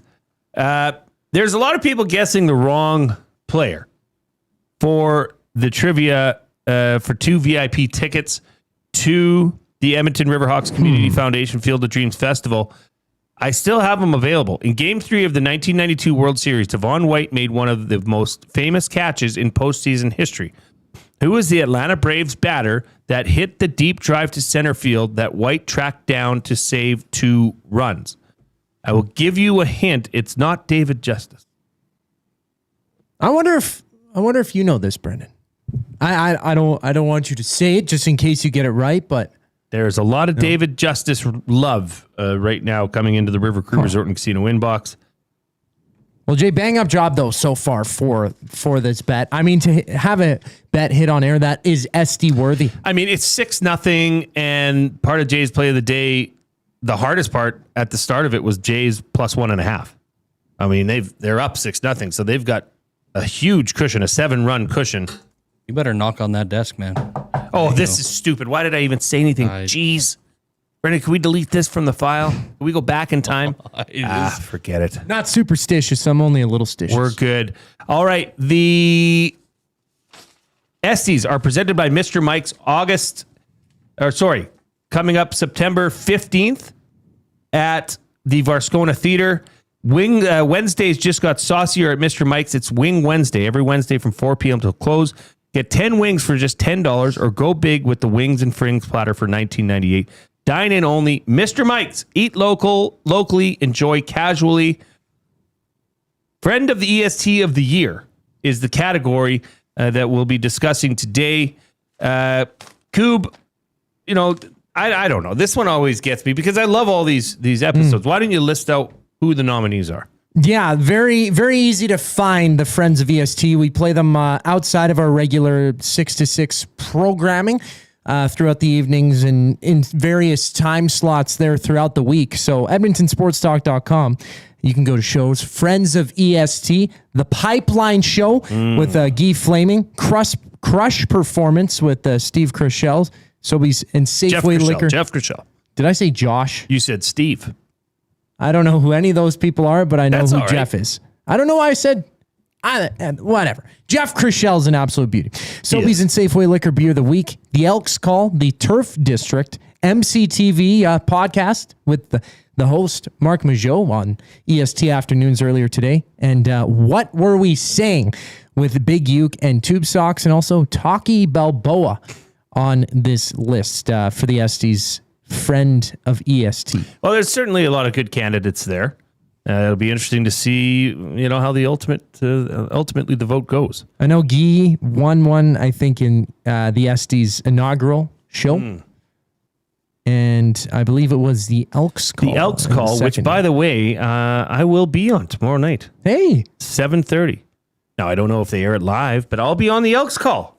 Get to talk some Elks, talk some EST, talk some fun things. So, yeah, check that out tomorrow on the Elks Call, 7:30. All right, Koob, we have quickly got to get to, I think we'll only get through one, but we're going to do some words of the day. The word of the day with Reid and Jay. Oh, I'm sorry. Did I break your concentration? What do they got to say? Say what again? Say what again? I dare you. Let's find out. English, do you speak it? Then you know what I'm saying. You know All what? right. I love Samuel. I don't really like Pulp Fiction. I don't know why I made that bit, but it's a good one. Word of the day. This is from Less Sweet. The words, not the names edition. Germain. Germain. This is an adjective. Jermaine Cole, name of a rapper, J. Cole. Germain.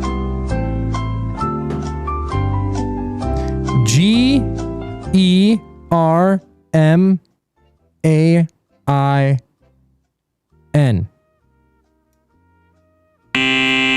Is there an E? Germane. Mane. Yeah, no I at all. Like a main. Okay. So 0 for 1 on the spelling. That's okay. A Germain. I'm going to have to take the sentence on this one. Please keep your comments germane to the main topic of the meeting. You don't want to get off course. You want to stay germane. You have to be on track and keep it on topic. On the topic discussed. Sure. How we get off track, we want to be, what, germane? Germane, an adjective that means relevant, pertinent, or closely related to a subject under consideration. Hey, you were there. Second word of the day, maudlin. That's a name? Let's just see. What is that, a name from the 1860s? Maudlin. Well, this is the words, not the names edition from last week. Maudlin. Now, we've got to get out soon, so you're on the clock. Maudlin. Maudlin.